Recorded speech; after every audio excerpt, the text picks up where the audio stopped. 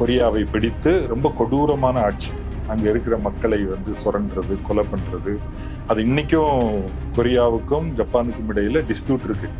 இரண்டாம் உலக போர் முடிஞ்ச பிறகு சோவியத் யூனியனும் அமெரிக்காவும் இந்த கொரியாவை பங்கு போட்டுக்கிறாங்க. கொரியா அப்படிங்கிறது எங்க இருக்கு? கொரியா எங்க இருக்குன்னா சீனாவுக்கு கிழக்க, ஜப்பானுக்கு மேற்க ஒரு தீபகற்பம் போல இருக்கு. 38க்கு வடக்க இருப்பது சோவியத் யூனியன் கண்ட்ரோல்லையும், தெற்க இருப்பது அமெரிக்க கண்ட்ரோல்னு அவங்க கொண்டு வந்துட்டாங்க. அவர் உள்ள இருந்து சண்டை பண்றாரு. ஜப்பானை தோக்கடிக்கணும், ஒரு விடுதலை போராட்ட வீரர். அவருக்கு சோவியத் யூனியன் சப்போர்ட் பண்ணும். சோவியத் யூனியன் வெளிப்படையா அறிவிச்சிருச்சு. அதுல அமெரிக்கா இந்த ஏரியாலே இல்ல. அவன் குண்டு போட்டது தவிர இங்க சண்டை போடவோ கொரியாவுக்கும் அமெரிக்காவுக்கும் என்ன சம்பந்தம்?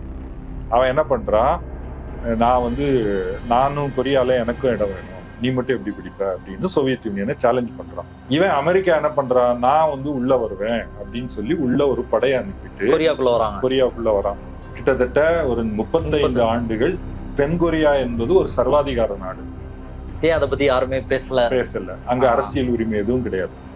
அங்க இன்னொரு முக்கியமானது, இன்னைக்கும் 28,500 அமெரிக்க ராணுவ வீரர்கள் தென்கொரியால நிறுத்தி வைக்கப்பட்டிருக்காங்க. அப்போ இன்னைக்கு வடகொரியா நினைச்சா நீங்க சொன்ன மாதிரி ஒரு ஒரு அணு ஆயுதத்தை வச்சு ஏவுகணையை அமெரிக்கா மேல தாக்க முடியும். அமெரிக்கா வடகொரியா மேல ஒரு குண்டு போட்டுச்சு, ரிட்டாலியேட் பண்ண முடியும். நாட்டு தலைவரை நாங்க கடத்திட்டு போயிட்டோம் அப்படின்னா அமெரிக்காவுக்கு த்ரெட் இருக்கு. அதுக்கு அவன் பயப்படுறான். வெனிசுலா மாதிரி கிடையாது. மதுரோ தூக்கிட்டு போன மாதிரி தூக்கிட்டு போக முடியாது. இப்போ அவருக்கு 99.93% ஓட்டு போட்டாங்கன்னா கம்யூனிஸ்ட் கட்சி அவரை நிறுத்துது. இவருக்கு சரியான ஆளா இருக்கிறாருப்பா, இவரை நாம் இந்த பொறுப்பை ஒப்படைக்கலாம். மக்கள் அதை ஏத்துக்கிட்டாங்க.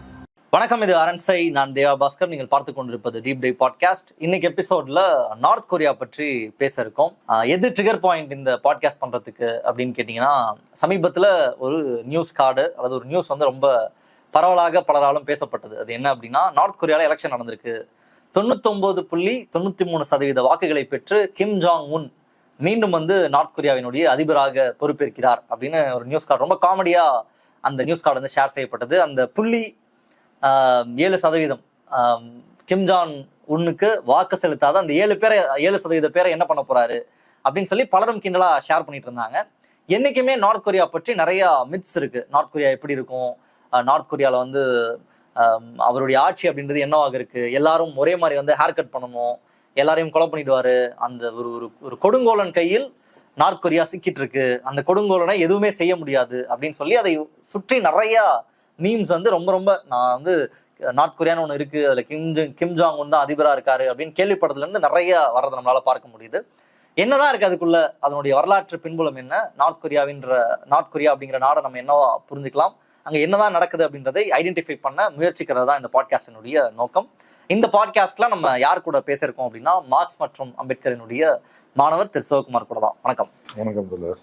இன்சைட் நார்த் கொரியா, அதுதான் நான் உங்களுக்கு சொன்னேன். அப்படி ஒரு பாட்காஸ்ட்ல பேசுவோம் அப்படின்னு சொல்லிட்டு, நான் ஓப்பனிங்ல சொன்ன மாதிரியே அந்த வாக்கு 99.93%, 0.7% வாக்கு செலுத்தல. அவர்களை என்ன பண்ண போறாரு இவரு, காலி எல்லாருமே அப்படின்னு சொல்லி நிறைய பேர் கிண்டல் பண்ணிட்டு இருந்தாங்க. நிறைய மித்ஸ் இருக்கு நார்த் கொரியா பத்தி. ஏன் அப்படி இருக்கு, அதனால என்னென்ன சாதக பாதகங்கள், எது உண்மை எது பொய்ன்றதை நம்ம டிஸ்கஸ் பண்ணலாம் இருக்கிற டேட்டால இருந்து. முதல்ல அதுக்குள்ளெல்லாம் போறதுக்கு முன்னாடி, நான் கொரியாவினுடைய வரலாறை எப்படி நம்ம புரிஞ்சுக்கலாம், ஒரு சின்ன வரலாறு, நார்த் கொரியா சவுத் கொரியா எப்படி பிரிஞ்சது, என்ன நடந்தது, அதுக்கு முன்னாடியான காலங்கள் என்னவாக இருந்தது அப்படின்றதுல இருந்து ஆரம்பிச்சா கரெக்டா இருக்கும்னு நினைக்கிறேன். ஆமா, அதுதான் முக்கியமானது. அதுக்கு முன்ன நீங்க ஒரு 4 நாள் முன்னாடி இந்த டாபிக் சொன்னீங்க. அது வரைக்கும் எனக்கு நார்த் கொரியா அப்படின்னா, நார்த் கொரியா பற்றி நமக்கு தெரியாது. நிறைய அவதூறு பிரச்சாரம், தினமலர்ல பெட்டி செய்தி போடுவாங்க. நார்த் கொரியால இந்த மாதிரி நீங்க சொன்ன மாதிரி பல செய்திகள் அப்பப்போ, இது ஏன் வருது எதுக்கு வருதுன்னே தெரியாது, ஆனா போட்டிருப்பாங்க ஒரு காமெடி பீஸ். உலகத்துல எவ்வளவோ நாடுகள் இருக்கும்போது நார்த் கொரியா துணுக்கு செய்திகள் தொடர்ச்சியாக வருது, தினமலர்ல வருது அப்படின்றது ஆச்சரியம். நம்ம ஊர்ல சரி அமெரிக்க பத்திரிகையில போடுறாங்க, ஆங்கில பத்திரிகையில போடுறாங்கன்னா வேற, தமிழ் பத்திரிகையிலையும் வருதே.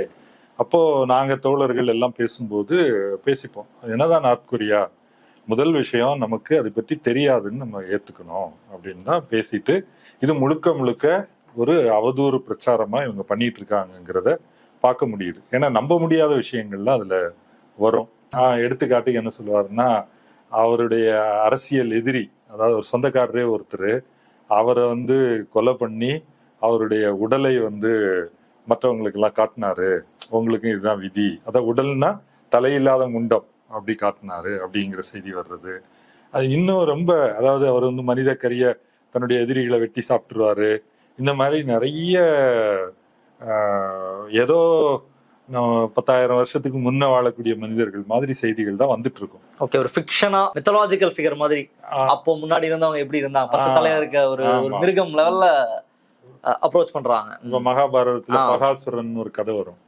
அந்த பகாசுரனுக்கு தினமும் ரெண்டு வண்டியில சாப்பாடு கொண்டு போகணும். கூட ஒருத்தரும் வண்டியை ஓட்டிட்டு போனோம். அவன் அந்த சாப்பாடெல்லாம் சாப்பிட்டுட்டு வண்டியை ஓட்டிட்டு போனவர் வண்டியுடைய காலை எல்லாத்தையும் அடிச்சு சாப்பிட்டுருவாரு. அந்த மாதிரி கதைகளா இருந்தது. ஆனா போக போக நம்ம யூடியூப் இணைய இது வரும்போது நார்த் கொரியா பத்தி சில வீடியோக்கள் அதெல்லாம் பார்க்கும்போது அங்கேயே நவீன கட்டிடங்கள் இருக்குது, நவீன இதெல்லாம் இருக்குதுன்னு ஒரு கிளிம்ஸ் மட்டும் இருந்துச்சு. இப்போ நீங்க சொன்ன பிறகு நான் வந்து கொஞ்சம் ஒர்க் பண்ணேன். முக்கியமா நம்ம இன்னைக்கு வந்து ஏஐ இருக்கு, செயற்கை நுண்ணறிவு. அதுல முதல்ல கேள்வி நார்த் கொரியா பத்தி சொல்லு அப்படின்னா இப்படிதான். நார்த் கொரியா வந்து ஒரு சர்வாதிகாரம், ரொம்ப பின்தங்கி இருக்குது, மக்கள் வந்து கஷ்டப்பட்டுட்டு இருக்காங்க, அங்க கிம் ஜாங் யுன் தான் அங்க சர்வாதிகாரி, இப்படிதான் அது போட்டுட்டே வந்துச்சு. அப்ப ஏன் அப்படி வந்துச்சு அப்படின்னு கேட்கும்போது என்ன சொல்றாங்கன்னா, 2ஆம் உலகப் போர் முடிஞ்ச பிறகு சோவியத் யூனியனும் அமெரிக்காவும் இந்த கொரியாவை வந்து பங்கு போட்டுக்கிறாங்க. கொரியா அப்படிங்கிறது எங்க இருக்கு? கொரியா எங்க இருக்குன்னா சீனாவுக்கு கிழக்க, ஜப்பானுக்கு மேற்க ஒரு தீபகற்பம் போல இருக்கு. அப்போ எப்படி பங்கு போட்டுக்கிட்டாங்கன்னு 38வது பேரலல் 38th பேரலல்ல நம்ம வந்து பங்கு போட்டுக்கலாம். 38க்கு வடக்க இருப்பது சோவியத் யூனியன் கண்ட்ரோல்லையும் தெற்க இருப்பது அமெரிக்க கண்ட்ரோல்னு அவங்க கொண்டு வந்துட்டாங்க. அதுக்கப்புறம் என்ன ஆச்சு அப்படின்னா, வடக்க இருந்து சோவியத் யூனியனும் சீனாவும் தூண்டி விட்டு அங்க இருந்த வடகொரியா வந்து தென்கொரியா மேல படையெடுக்குது. அவர் பேர் வந்து கிம் இல் சுங், அப்ப இருந்த அதிபர், நாட்டினுடைய தலைவர். அது அவங்க போய் சியோல் வரைக்கும் போய் பிடிச்சிட்டாங்க. உடனே அமெரிக்கா களத்துல இறங்கி இவங்களை துரத்தி உள்ள கொண்டு போச்சு. அப்போ ஒரு 3 ஆண்டுகள் போர் நடந்தது. அதன் பிறகு வடகொரியா வந்து தனியாக ஆயிடுச்சு. அங்க வந்து ஒரு அமைதி ஒப்பந்தமே இல்லை. இன்னைக்கும் இந்த 2 வடகொரியாவும் தென்கொரியாவும் போர்ல தான் இருக்காங்க. அவங்க நடுவுல வந்து அந்த கோட்டை தாண்டி நீ வரக்கூடாது, நான் வரமாட்டேன் அப்படின்னு இருக்கிறாங்க. தென்கொரியா வந்து முழுக்க அமெரிக்க ஆதரவுல போகுது, வடகொரியா வந்து கம்யூனிஸ்ட் ஆதரவுல போகுது. சோவியத் யூனியன் வடகொரியாவுக்கு ஆதரவு கொடுக்குது. இப்பவும் அப்படிதான் 1990 வரைக்கும். அப்ப 90ல சோவியத் யூனியன் உடைஞ்சிருச்சு. உடைஞ்ச உடனே வடகொரியா மிகவும் மோசமான நெருக்கடியில சிக்குது.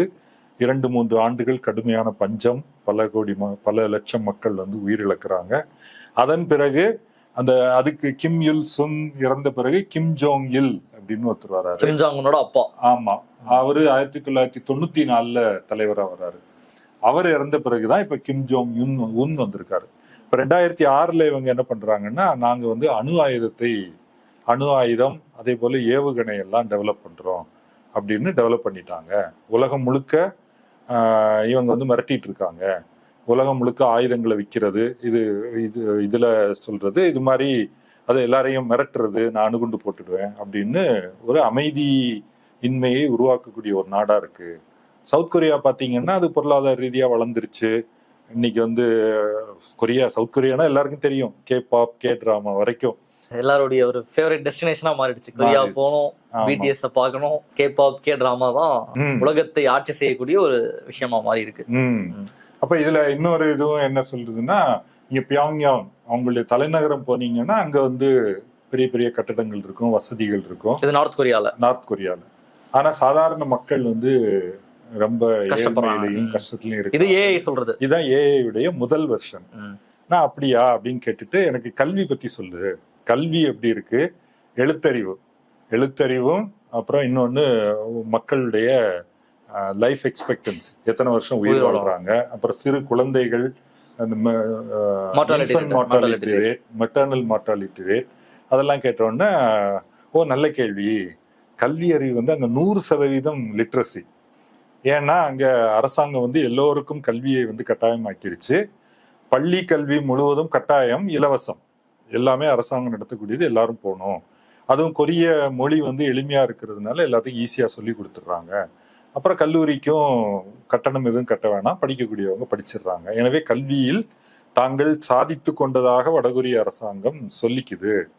ஆனா நடைமுறையில அவங்களுக்கு அவ்வளவு கல்வி அறிவு இருக்குதான்னு சந்தேகமா இருக்கு அப்படின்னு சொல்லிச்சு. அப்புறம் என்ன சொல்லுதுன்னா, அதாவது அங்க பொருளாதாரத்துல 2 பிரிவு இருக்கு. ஒரு பக்கம் பார்த்தோம்னா ஏவுகணை, அணு ஆயுதங்கள், ஆடம்பரமா செலவழிக்கிறது. இன்னொரு பக்கம் வந்து மக்களுக்கான அடிப்படை வசதிகள் எதுவும் இல்லாம இருக்கிறது அப்படின்னு சொல்லிட்டு maternal mortality rate, infant mortality rate எல்லாம் பெட்டர், அதாவது உலக சராசரியை விட பெட்டரா இருக்கு. ஆனா தென்கொரியா சீனாவை விட கொஞ்சம் கீழே தான் இருக்கு, பெரிய வேறுபாடு இல்லை அப்படின்னு வந்துச்சு.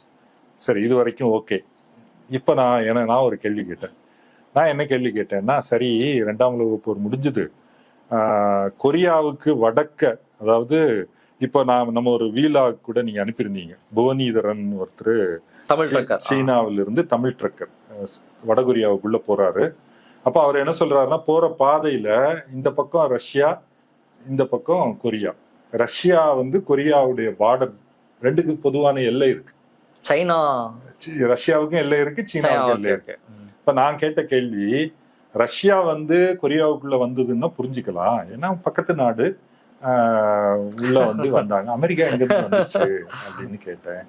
உடனே ஒரு நல்ல கேள்வி அப்படின்னு கேட்டுட்டு, இப்ப உண்மையில என்ன நடந்தது அப்படிங்கிற வரலாறு வந்து தெரிஞ்சுது. இப்படியே நம்ம அதான் நேரடியா கேட்டா இந்த, ஏன்னா ஏஏ என்பது வெளியே தினமலர்லயும் நியூயார்க் டைம்ஸ்லயும் பிபிசிலையும் என்ன எழுதுறாங்களோ அதை தான் அது காமிக்கும்.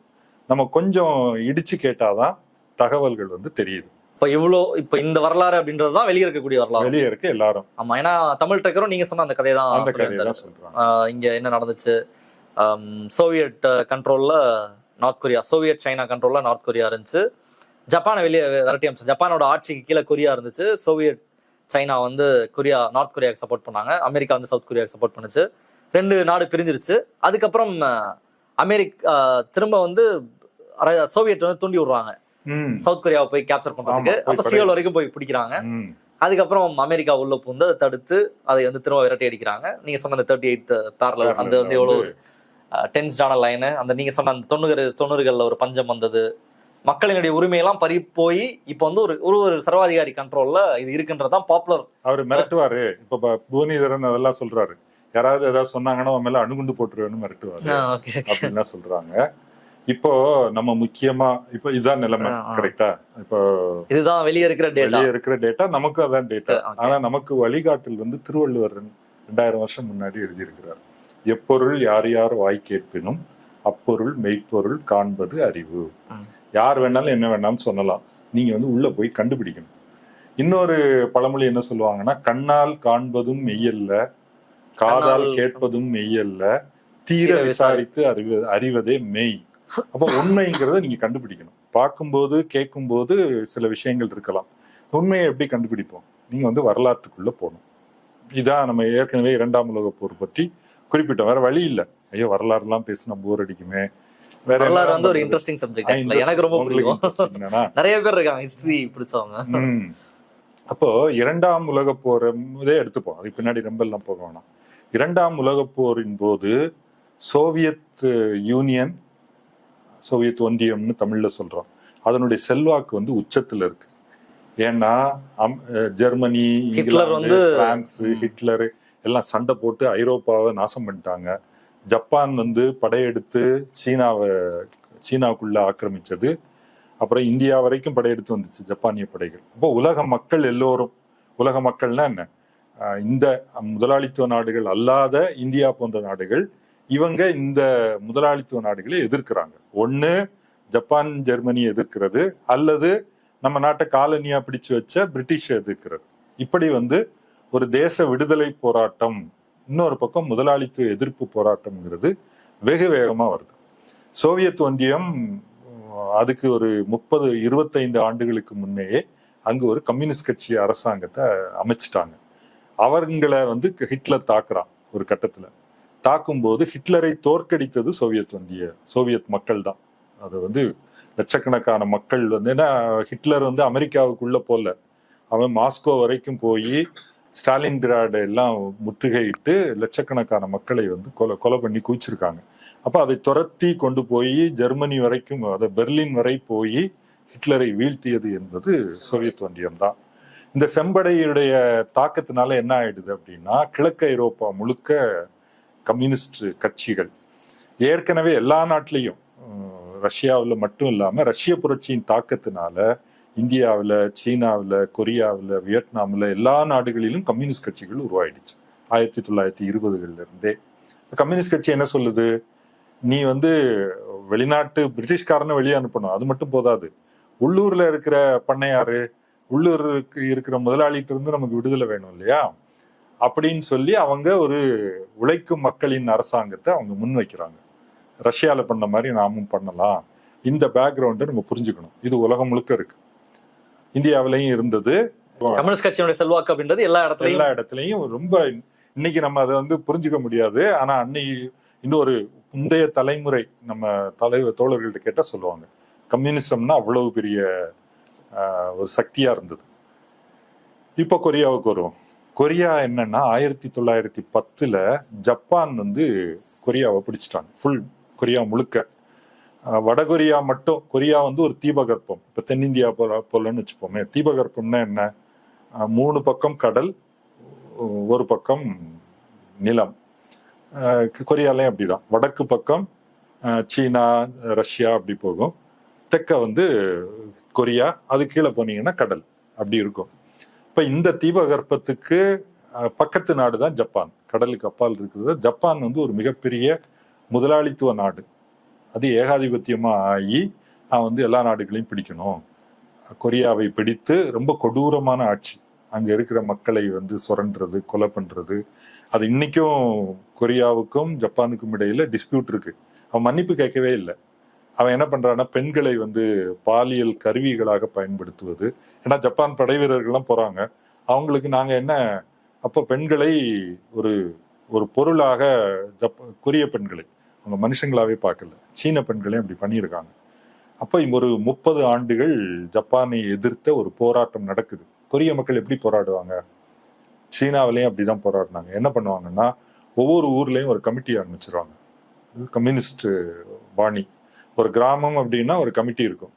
இங்க வந்து ஜப்பான் அரசாங்கம் இருக்குது, அதை எதிர்த்து எப்படி சண்டை போடுறது, பேரு கொரில்லா போர் அப்படின்னு தெரியும். வந்து தாக்கிட்டு ஓடி போயிடுவாங்க. இப்படியே ஜப்பான் மீது தாக்குதல் தொடுக்கிறாங்க. அந்த தலைவர்கள்ல ஒருத்தர் தான் கிம் இல் சுங். அவரு ஒரு மிகப்பெரிய கொரில்லா போராளி. கிம் ஜோங் இல்லுடைய அப்பா, கிம் ஜாங் உன்னோட தாத்தா. அவர் வந்து உள்ள இருந்து சண்டை போட்டவர், ஜப்பானை தோக்கடிக்கணும், ஒரு விடுதலை போராட்ட வீரர். அவருக்கு சோவியத் யூனியன் சப்போர்ட் பண்ணுது. சோவியத் யூனியன் வெளிப்படையா அறிவிச்சிருச்சு, எல்லா காலனிய நாடுகளுக்கும் விடுதலைக்கு நாங்க ஆதரவு கொடுப்போம். எப்போ கொரியா உட்பட, இந்தியா உட்பட, இந்திய கம்யூனிஸ்ட் கட்சிக்கு ஆதரவு கொடுக்குறாங்க. இப்ப இவர் வந்து சோவியத் யூனியன்ல இருந்து சப்போர்ட் வருது. ஆனா கிரவுண்ட்ல நிறைய நெட்வொர்க், கொரியா, வடகொரியா, இன்னைக்கு நம்ம பாக்குற வடகொரியா, தென்கொரியா எல்லா பகுதிகளிலையும் இந்த மக்கள் கமிட்டி வந்து இருக்கு ஜப்பானை எதிர்த்து போராடுறதுக்கு. இப்போ 1945 ஜப்பான் தோற்கடிக்கப்பட்டுருச்சு. அதுல கிம் ஜாங்கோட தாத்தாவோட பங்கு கொரியாவில் சண்டை போட்டதுல அவருடைய பங்கு இருக்கு. அப்புறம் சீனாவில் தோற்கடிச்சதுல சீன கம்யூனிஸ்ட் கட்சி உடைய பங்கு இருக்கு. ஜப்பான் தோத்து அவன் பின்வாங்குற நேரத்துல அமெரிக்கா அங்க ஒரு அணுகுண்டை போட்டு ஜப்பானை வந்து சரணடைய வச்சான். ஓகே, இப்போ கொரியா முழுக்க இந்த மக்கள் கமிட்டிகள், அது ஒரு அரசாங்கம் தான். கம்யூனிஸ்டுகளுடைய வழிமுறை அதுதான். நீங்க வந்து நாடு முழுக்க எலெக்ஷன் நடத்தி ஜனாதிபதிக்கு ஓட்டு போட்டோம் அப்படிலாம் கிடையாது. உங்க உள்ளூருக்கு நீங்க வந்து ஒரு பிரதிநிதியை கமிட்டியை தேர்ந்தெடுப்பீங்க, அவங்க ஆட்சி செய்வாங்க. நம்ம ஊர்ல இருக்கிற பஞ்சாயத்து மாதிரி கிடையாது. இது வந்து உண்மையிலேயே ஜனநாயகமான கமிட்டி. ஓகே, இப்போ மக்கள் கமிட்டிகள் இருக்கு. இவங்க என்ன பண்ணிட்டாங்க, இனிமேல் நாங்க தான் அரசாங்கம். கிம் இல் சுங் அவர் என்ன சொல்றாரு, நாங்கள் DPRK, democratic people republic of Korea, ஜனநாயக மக்கள் கொரிய குடியரசு அப்படின்னு அமைச்சிடுறாரு.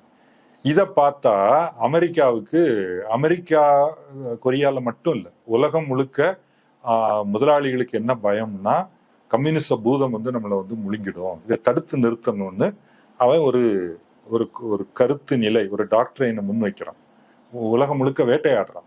மார்க்சனுடைய அறிக்கை மார்க்சனுடைய கம்யூனிஸ்ட் கட்சி அறிக்கையிலேயே மார்க்ஸ் அப்படி இந்த கம்யூனிச பூதம்னு சொல்லி எல்லாம் அச்சுறுத்துது. உண்மையிலேயே இவங்க பூதம் மாதிரி தான் பயப்படுறாங்க. அப்ப அமெரிக்காவுக்கு உள்ளேயும் வந்து பல பேரை குற்றம் சாட்டி, இந்த படம் பாத்தீங்களா, ஓப்பன்ஹைமர், அவரை வந்து கம்யூனிஸ்ட் உளவாளி, அவர் பெரிய சயின்டிஸ்ட், அவர் தான் அங்க ஆட்டம் பாம் டெவலப் பண்ணவர். ஆனா அவரை வந்து கம்யூனிஸ்ட்னு இப்படி உள்நாட்டுல பண்றது, வெளிநாடுகள்ல பல அமெரிக்கால கம்யூனிஸ்ட் ஒரு கெட்ட வார்த்தை பல நாடுகள்ல தலையிடுறான். அதுல அமெரிக்கா வந்து இந்த ஏரியாலே இல்ல, அவன் குண்டு போட்டது தவிர இங்க சண்டை போடவோ கொரியாவுக்கும் அமெரிக்காவுக்கும் என்ன சம்பந்தம்? அவன் என்ன பண்றான், நானும் கொரியால எனக்கும் இடம் வேணும், நீ மட்டும் எப்படி பிடிப்ப அப்படின்னு சோவியத் யூனியனை சேலஞ்ச் பண்றான். அதுல ஒரு ட்விஸ்ட் என்னன்னா, 2ஆம் உலக போர்ல அமெரிக்காவும் சோவியத் யூனியனும் ஒரே சைட்ல சண்டை போடுறாங்க, ஹிட்லரை தோக்கடிக்கிறது. அப்ப சோவியத் யூனியன் வந்து நிறைய அழிவு, நிறைய பேர் இழப்பு, இதுக்கு மேலேயும் சண்டை போடுறது கஷ்டம் சரின்னு சொல்லி சோவியத் யூனியன் ஆனா தலையிட்டது அப்படின்றது அங்க இருக்கக்கூடிய ஒரு காலனி ஆதிக்கத்தை எதிர்க்கிறது. ஆமா, பக்கத்து நாடு தோழர், அங்க இருக்கிற மக்கள் சோவியத் யூனியன் வழிகாட்டல்ல தான் போராட்டமே நடக்குது. இவன் அமெரிக்கா என்ன பண்றான், நான் வந்து உள்ள வருவேன் அப்படின்னு சொல்லி உள்ள ஒரு படையை அனுப்பிட்டு கொரியாக்குள்ள வரான். ஆனா அதுக்கு முன்னாடி ஜப்பானை வெளியேற்றின உடனே அங்க ஆட்சியில இருந்தது இவர் தானா, ஒட்டுமொத்த கொரியாக்கும் அந்த மக்கள் கமிட்டி அதனுடைய தலைவராக இருந்தது கிம் இல் சுங். ஓகே. அப்ப இவன் என்ன பண்றான், அமெரிக்கா படைகளை அனுப்பிட்டு அவங்க வந்து இந்த 38வது பேரலல்ல அந்த அமெரிக்க தளபதி ஒருத்தர், அவர் வந்து கோடு போடுறாரு, இதுதான் கோடு, இந்த கோட்டை தாண்டி நீயும் வரக்கூடாது, நானும் வரக்கூடாது. அதுக்கு கொரிய மக்கள், அந்த மக்கள் கமிட்டிகிட்டயோ உள்நாட்டு மக்கள்கிட்ட யார்ட்டையும் தேர்தல்லாம் எதுவும் கிடையாது. அமெரிக்கால இருந்து ஒருத்தர் கோடு போட்டாரு, ஏன்னா அமெரிக்கா கையில அணு ஆயுதம் இருக்கு. 2ஆம் உலக போர்ல டேமேஜ் ஆகாத நாடு அமெரிக்கா, மற்ற நாடு எல்லாமே பாதிக்கப்பட்டிருக்கு, அமெரிக்கா மட்டும் வலுவான நாடா இருக்கு. அவன் கோடு போட்டதுனால 2ஆ பிரிக்கப்படுது. இதுதான் இது பின்னால் இருக்கக்கூடிய பின்னணி. இவன் என்ன பண்றான்னா, அவர் பேரு நான் நோட் பண்ணி வச்சேன், சிங்மன் ரே அப்படின்னு ஒரு ஆளு. அவரை அமெரிக்கால வந்து ரொம்ப காலமா குடியிருக்கிறார், கொரியாவை சேர்ந்தவர். அவரை தூக்கி ஒரு பொம்மை ஆட்சியாளரா தென்கொரியாவை கொண்டு வந்துடுறான். கொண்டு வந்துட்டு என்ன பண்ண, தென்கொரியா வடகொரியாவா பிரிஞ்சது எப்போ? அது 1940 இதுலயே ஒரு என்ன சொல்றீங்க, அமெரிக்கா டிஃபால்ட்டா பிரிஞ்சிருச்சு. அந்த பக்கம் சோவியத் யூனியன், இந்த பக்கம் அமெரிக்கான்னு உள்ள வந்துட்டாங்க. நான் ஜப்பான் தோத்த பிறகு 45ல இருந்தே. இப்ப என்ன பண்றாங்க, இவன் வந்து பொம்மை அரசாங்கத்தை வைக்கிறான், வச்சுட்டு உள்ள இருக்கிற மக்கள் கமிட்டி எல்லாம் வேட்டையாடுறான். நீங்க சொல்ற இந்த பொம்மை அரசாங்கம் அப்படின்றது இந்த மத்திய கிழக்கு பாத்தீங்களா? கரெக்டா, நானும் அதே தான் பார்த்தேன். இப்ப ஈரான் இருக்கு இல்லையா, ஈரான்ல வந்து மொசாதேகு அப்படின்னு ஒருத்தர் பிரதமரா இருக்கிறாரு 1951ல. அவர் என்ன பண்றாரு, நேஷனலைஸ் பண்ணிடுறாரு. அந்த பிரிட்டிஷ் ஆங்கிலோ ஈரான் ஆயில் கம்பெனிய நாட்டுடைமை ஆக்கிடுறாரு. ஆனா பிரிட்டிஷ்காரன் என்ன சொல்ல, ஐயோ என் சொத்தை தூக்கிட்ட, சொத்துன்னா என்ன, ஈரான் நாட்டு மக்களுக்கு சொந்தமானது. அதனால அவர் ஆட்சியை கவிழ்த்து ஷா என்ற மன்னராட்சியை கொண்டு வரோம். ஓகே, அதே போலதான் இங்க ஈரானா இருக்கட்டும், கொரியாவாக இருக்கட்டும், இன்னொன்னு இருக்கு வியட்நாமாக இருக்கட்டும், ஜெர்மன், இதெல்லாம் ஆசிய நாடுகள். அதே போல மற்ற நாடுகள் பிளவுபடல, அதையும் குறிப்பிடலாம். கம்யூனிஸ்டுகளை எதிர்த்து நடத்திய வேட்டை அப்படிங்கிறது சொன்னா இந்தோனேஷியா, மலேசியா, இப்படி பல நாடுகள்ல அமெரிக்கா வந்து தன்னுடைய உளவுத்துறை, பண உதவி, பிற்போக்கு சக்திகளுக்கு வந்து ஆதரவு கொடுக்கறத பண்ணினான். இப்போ கொரியாவில இருந்து பேசுவோம். கொரியால என்ன பண்றான்னா, 1900 இப்போ வட கொரியால இருந்து சோவியத் யூனியன் தூண்டி விட்டுச்சா, உதவி பண்ணியிருக்கலாம். என்னையா இங்க வந்து நம்ம நாட்டுக்குள்ள அநியாயம் பண்றான், மக்கள் கமிட்டி எல்லாம் நம்ம பாதுகாக்கணும்னு சொல்லிட்டு தான் இவங்க வந்து உள்ள வராங்க. ஓகே, அதுக்கு அமெரிக்கா சவுத் கொரியாவுக்கு ஆதரவு கொடுக்க ஆரம்பிச்ச உடனேயே அங்க இருக்கக்கூடிய மக்கள் கமிட்டிகளை சூறையாட ஆரம்பிச்சிட்டாங்க. இப்போ நம்ம சவுத் கொரியாவுக்கு ஆதரவுன்னா என்ன, அமெரிக்காவுக்கு ஆதரவு கொடுக்குறோம். சவுத் கொரிய மக்களுக்கு அமெரிக்கா ஏன் உள்ள விடணும்? இப்ப நீங்க அதை புரிஞ்சுக்கணும்னா வியட்நாம் எடுத்துக்கணும். வியட்நாம்ல இதே கதை தான். அங்கு பிரெஞ்சு காலனியா இருக்குது. பிரெஞ்சு காலனியை எதிர்த்து சண்டை போட்டு அவனை துரத்துறாங்க. அவன் வெளியே போனோன்னா அவன் இடத்துக்கு அமெரிக்கா வந்துடுறான். அவன் என்ன சொல்றான், வடகொரியா வந்து வில்லன், வட வியட்நாம், தெற்கு வியட்நாமை வந்து நாங்க விடுதலை செய்ய வச்சுட்டோம். அப்ப வடக்கு வியட்நாமை தோக்கடிச்சு நாங்க வந்து ஜனநாயகத்தை நிலைநாட்ட போறோம் அப்படின்னா, முதலாளித்துவத்தை நிலைநாட்ட போறோம்னு எத்தனை ஆண்டுகள், கிட்டத்தட்ட ஒரு 20 ஆண்டுகள் 15 ஆண்டுகள் போர் நடத்துறான். போர்ல அமெரிக்க படைகள் கூட அனுப்பப்படுது. அதுல அவன் போர் குற்றங்கள், அங்குள்ள கிராமங்களை வந்து சூறையாடுறது, ரசாயன குண்டுகள் போடுறது. ஒரு ரொம்ப ஃபேமஸ் புகைப்படம் ஒன்று உண்டு. ஒரு பொண்ணு வந்து நிர்வாணமா ஓடி வரும். அதாவது அந்த ரசாயன குண்டு போட்டா உடம்பெல்லாம் எரியும். ஏதோ ஒரு காரணத்தால எல்லா மக்கள்லாம் ஓடி வராங்க. ஒரு சின்ன பொண்ணு வந்து ட்ரெஸ் இல்லாம ஓடி வரும். அந்த போட்டோ பிடிச்சு அது உலகம் முழுக்க பரபரப்பாச்சு. அப்ப இந்த வியட்நாம் போரை எதிர்த்து அமெரிக்காவிலேயே நிறைய பேர் எதிர்ப்பு ஆர்ப்பாட்டங்கள்லாம் நடந்தது. இப்ப நம்ம என்ன பாக்குறோம் அப்படின்னா, அமெரிக்காவுடைய நோக்கம் அதுதான். அங்க வந்து ஒரு கம்யூனிஸ்ட் கட்சி அதிகாரம் வந்துடக்கூடாது, அதற்காக நான் என்ன வேணாலும் செய்வேன். வியட்நாமில் அமெரிக்கா தோற்கடிக்கப்பட்டது. அதில் லட்சக்கணக்கான மக்கள் கொல்லப்பட்ட பிறகு அமெரிக்கா வாழை சுருட்டிட்டு ஓடினான். இன்னைக்கு வியட்நாம்ல கம்யூனிஸ்ட் கட்சி அரசாங்கம் தான். வடக்கு தெற்கு வியட்நாம்னு அவனால பிரிக்க முடியல. தெற்கு வியட்நாமையும் சேர்த்து இவங்க வந்து முழு வியட்நாமா இருக்கு. கொரியா இரண்டாக பிரிக்கப்பட்டது. இதற்கு முழு முதல் காரணம், நம்ம ஏற்கனவே அந்த உலக சூழலை புரிஞ்சுக்கணும். அமெரிக்கா என்பது முதலாளித்துவம், ஏகாதிபத்தியத்துடைய பிரதிநிதி. அவனுக்கு ஏற்கனவே சோவியத் யூனியன் வந்து வலுவா இருக்கு. கொரியாவுடைய வடக்குல சைனா இருக்கு. சைனாலையும் 1949 புரட்சி நடந்துருச்சு. அப்போ நாம் வந்து கொரியாவை நம்முடைய கட்டுப்பாட்டுல வச்சுக்கணும் என்று படைகளை அனுப்பி இந்த வடக்கு அதாவது கொரிய மக்களை எதிர்த்து சண்டை போடுறான். நான் அப்படிதான் சொல்லுவேன். நீ என்ன வடக்கு தெற்குலாம் இப்ப கிடையாது. கொரிய மக்களா அமெரிக்காவா? கொரியாவில் உள்ள உழைக்கும் மக்களா அமெரிக்கா ஆதரவில் உள்ள இந்த அவர் யாரு சிங்மன் ரே போன்ற பொம்மைகளா? அந்த பொம்மைகளுக்கு ஆதரவாக அமெரிக்க படைகளை அனுப்புறான். நீ அமெரிக்க வரலாறு கதைகள்லாம் படிச்சீங்கன்னா கொரிய போர் என்பது ரொம்ப ஃபேமஸ். நிறைய பேர் கொரியால போய் சண்டை போட்டு அவங்க உயிர் இழந்தது, அமெரிக்க படைகளே அவங்க கை கால் இழந்தாங்க அப்படிலாம் கூட கதைகள்ல வரும். அப்படி அமெரிக்காவுடைய ஒரு உருவாக்கம் தான் வடக்கு தெற்கு கொரியா என்பது. அப்ப அவன் என்ன பண்றான், படையெடுத்து போய் திருப்பி அடிச்சு வடகொரியாவுக்குள்ள போயிடுறான். இந்த 38வது பேரலையும் தாண்டி அமெரிக்கா. அப்ப சீனால இருந்து என்ன பண்றாங்க, அவங்க தன்னார்வ படையை அனுப்புறாங்க, சீன கம்யூனிஸ்ட் கட்சி. அதுல சீன கம்யூனிஸ்ட் கட்சி தலைவர் மாவோவுடைய பையனும் போறாரு.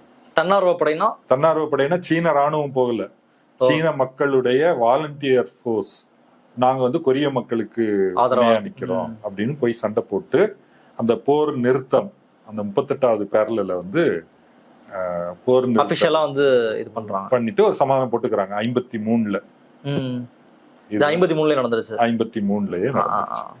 இப்போ இதுல இன்னொன்னு என்ன நோட் பண்ணணும்னா, இவங்க ஜனநாயகம், நாங்க K-pop எடுக்கிறோம், K-drama எடுக்கிறோம், நாங்க வந்து எலெக்ஷன் நடத்துறோம்னு பேசுறாங்க இல்லையா?